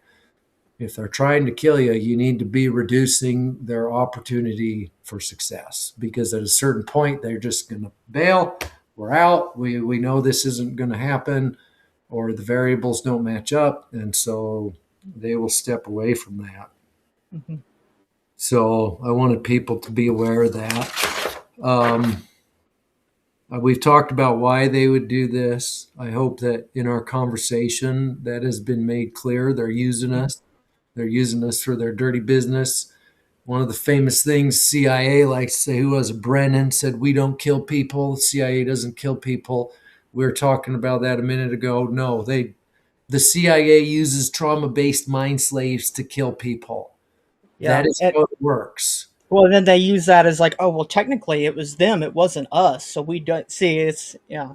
Exactly. Yep. And you'll have CIA operatives at the scene handling those people doing the killing, but they're not the ones actually doing the killing. It's that mind slave, and that's how they like to do it. CIA is using mind slaves for a lot of different things, and so people should be aware of that. These things are happening all over the country, government facilities. It's happening in schools.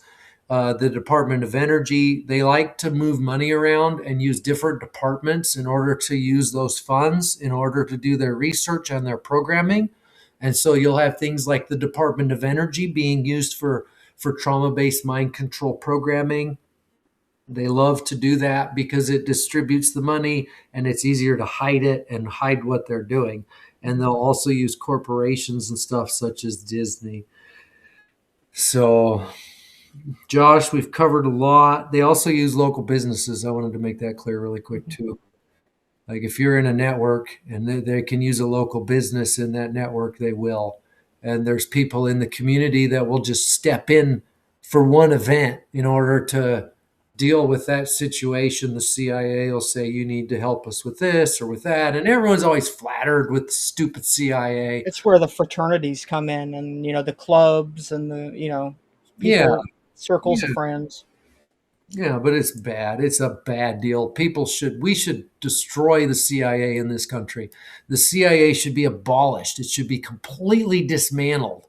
It is so evil and what it's doing to the American people. If the American people knew, they would go to that office in Langley and they would tear it down brick by brick. If the people knew, if the people understood what the agency was doing, they would not tolerate it, and they E- shouldn't. It Yeah, should be torn down. It's a e- horrible institution. And even Harry Truman, who set it up, he signed the orders that you referred to, the CIA, and created it. And even he, before he left office, he regretted it, mm, but he still did it. So glad you mm, regret it afterwards. But yeah, everybody, JFK, he obviously, it's very bad, and to a degree, they do hide with that little where they think that they're fooling God. They think that's what I think they think they're fooling God. The CIA didn't do it.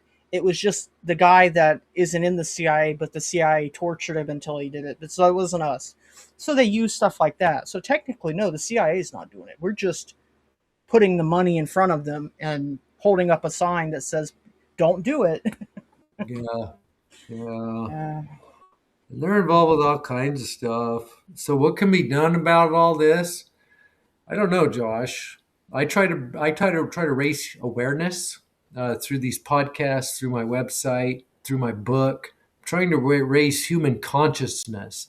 I heard this story once about. I don't think it's a real scientific study. It's about 100 monkeys or something like that. And once one monkey starts learning to do something, the other monkeys learn how to do it. And once it's reached 100 of them, it can even travel across bodies of water and connect with the monkey consciousness, I would call it. But I don't know how valid that is. But in my mind, if enough of us can begin to understand it, then we can start to work against it. And so I'm really trying to raise human awareness about it. There's a lot of us out there trying to raise human awareness. I have a lot of heroes. Some of my biggest heroes are people like Mark Phillips and Kathy O'Brien because they helped wake me up. And I love them. if Mark Phillips wouldn't have helped Kathy O'Brien, people always ask, well, do you think she's controlled? Do you think she's handled? Do you think she's a fraud? No, I don't think she's a fraud. Byrd talked about her with my grandfather, and they hated her. My grandpa Yeah. and Byrd were friends, and they worked together in the project, and they hated Kathy and they hated Mark because Mark had rescued her. Byrd talked about that in front of me with my grandpa. And so, no, the thing she's talking about is real. She's a real survivor. She's a wonderful, beautiful individual that I am so grateful for. And same with Mark for having saved her. I don't understand all of it, but I know that much Mhm. because that's my experience. I know that Bert hated her and my grandpa hated her, and they talked about how she was exposing all this evil stuff and he was exposing all this evil stuff. And so there's a lot of people out there working at fighting it. Heroes. Emma is another good example. She's been working at it for years with her Imagination podcast. And what a wonderful individual. And Gray, they're just wonderful people. And so I think raising awareness is a real key to it. I personally, when I started to wake up, I tried writing. I wrote to every senator in the Senate, 100 of them. Mhm. I wrote up letters. I went down to the post office, and I sent them off in the mail. And the lady taking them all, she was like, "What are you doing? Like, why are you sending all these letters?" Mhm. I didn't tell her too much, but I wrote to all those SOBs. I contacted the intelligence community inspector general. I tried working through their whistleblower hotline. I sent them forms. I ended up losing my driver's license over all that stuff. Just Wow. all of a sudden, yeah, they punish you for trying to Hmm. talk. You lose your driver's license, or your family's harassed. You get Mhm. endless helicopters, or people are calling, or it's a bad deal. But our government's involved with modern slavery, child abuse, human trafficking, drug smuggling, murder, assassinations. These people are involved with that. I wrote to the Attorney General of the United States, Merrick Garland. I talked to the FBI. The FBI hung up on me, Josh. They said, "We're done talking to you." I said, "What? That's No, crazy. no, I'm not done talking." They said, "Yes, you are. You're done." I had called the FBI. I Hmm. tried to talk to them. I called the sheriff's office in Utah when they were going through all that Hamlin stuff. I called the sheriff's office down there in Utah County and I said, "Look, I was involved with all this kind of stuff. I don't think it happened right there in Utah, from what I can remember, but up in southern Idaho, I was made to do all this stuff and was involved with all this stuff." You know what he said to me? He said, "The sheriff," he says, "this investigator," he says, "what do you want me to do with this? What am I supposed to do with this?" And I said, "Get me in contact with the FBI. I want to talk to some honest FBI people about this. This stuff has to be exposed." He said, "Okay, I'll call you back." Well, yeah, he didn't call me back. He didn't talk to me again. Everything about this, and not just what you said, but everybody who's talked to me and told me a similar, that they have experienced something and that they have tried to go anywhere to find somebody who will listen and even act like they will help or try to help them. They make it increasingly more and more apparent that they're not here for you, and so that goes right back to what you said. No, It's like they're not here for the public. The taxes are not going to help the public. no, no. The Black government's budget. not there for you. It's there for the satanic elite. Hmm. Yeah. Yeah. If you have a restaurant and you have one client that buys 90, or you have 10 clients that give you 90% of your money, and then you get your 10%, other 10% from a mass amount of thousands of people, who are your most important clients? Those Absolutely. few that are super rich that are giving you tons of money. It's the same with the CIA. Yeah, It's the same thing. It's the same concept. absolutely. Yeah, I tried contacting even the CIA, Josh. I wrote to the CIA director, William J. Burns. I thought, well, maybe I could get through to him. Maybe he doesn't really understand what's going on with this stuff. That didn't work. U.S. Senate Select Committee on Intelligence. I tried talking to them. I even wrote to Donald Trump when he was both of his presidencies. The last time was actually not that long ago. It was last year, 2025, and we were harassed for that. I had a small aircraft flying over my house for about an hour. It was an extended period of time, and then it followed me. I went for a walk, tried to act like it wasn't there, and then it followed us as we went for a walk. And so you can't. Those people aren't there to help you. That's all part of the deep state shit show, I Yeah. call it. And they may a big part of it too is that they may be victims of it, and they may just be as far gone and dissociated and shattered. That is the case in sometimes, but then on the other hand, you have people who are handlers, Yeah, and so it's very rare to, especially like in Congress. Let's just use that as an example, or someone in the FBI or something. If they're in the system like that, is chances are they are going to be one or the other. It's very hard to find anyone who's like not in it, yeah, or out of control. compromised Yeah. or blackmailed. Yeah, very difficult. But the more people that learn, the more that know.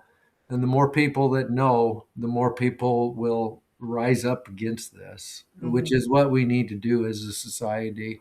This is a top secret weapon. What we're talking about right now is a top secret, highly classified weapon. People know about nuclear weapons. We as a people, we In a way, we have decided it's okay for us to have nuclear weapons. The people have not risen up and said, get rid of them. Well, people don't know about a weapon called trauma based mind control. They don't know about it. And it's being used in our world and it's all around us. And people can't see it because they don't know it even exists, Josh. It's a weapon. I was going to say, there's a quote that just popped up, and I'll share it. The problem with psychological weapons is that they are a double-edged blade with no handle.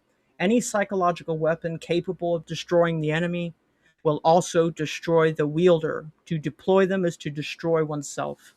Mm. Who said that? Uh, I got the quote, and it was apparently the guy who created the what's the series, Dune series or something. It's this guy who did this series, and it was shared on a essay or something, and I wrote it down because I liked it. And then it brought up that they are weapons, and they are, and they're actually so powerful that I do believe that they've kind of sealed their own fate by doing it. Yeah, yeah. It's that I can't argue with that. Yeah. JR, we're about 2 hours and 11 minutes. So, is there anything else you want to cover? I know you said you had about 2 hours, so I'll help us wrap it up. And if there's anything else that you want to say, and everybody, please check the description, his links, and if you look at the top of the screen, his links are going across there too. Please follow him, and check his site out and stuff like that. Yeah, no, I just really appreciate it, Josh. I really appreciate you taking the time to do these kinds of conversations. They're hard conversations. Here they are. Yeah, so I really appreciate that. I appreciate the time that you spent doing the outline. That was very useful. And coming to do this, I know that we changed the date a little bit, but I'm kind of glad that we ended up on this one because of everything that's kind of gone down now. It seems like maybe this might be received by the viewers and maybe a little bit of a different light, having everything go down. It's a time where people might be waking up. At least I'm holding a little bit of faith in that. I have faith in humanity too, and I have faith in God. Mm-hmm. And so, yeah. Well, Yeah. okay. Well, on that note, I think that's good. If you are ever interested in coming back to do another one, feel free to reach out. We can do that whenever. The offer will be always open, so just let me know if you're ever interested in it. And with Nice. that, guys, Thank you, Josh. It's been really good to talk to you. thank you. I appreciated it. Yeah. All Yeah, right. I appreciate it too. Thank you to everyone listening too. Thank you All for right. all your support. All right. There's a lot of people out there that are good, Josh. Yeah. And I am so grateful for all the people that are good. I am too. So, That's a great note to end it on. yeah, thank you. All right. Take care, everybody. We'll see you in the next one. Thanks, guys.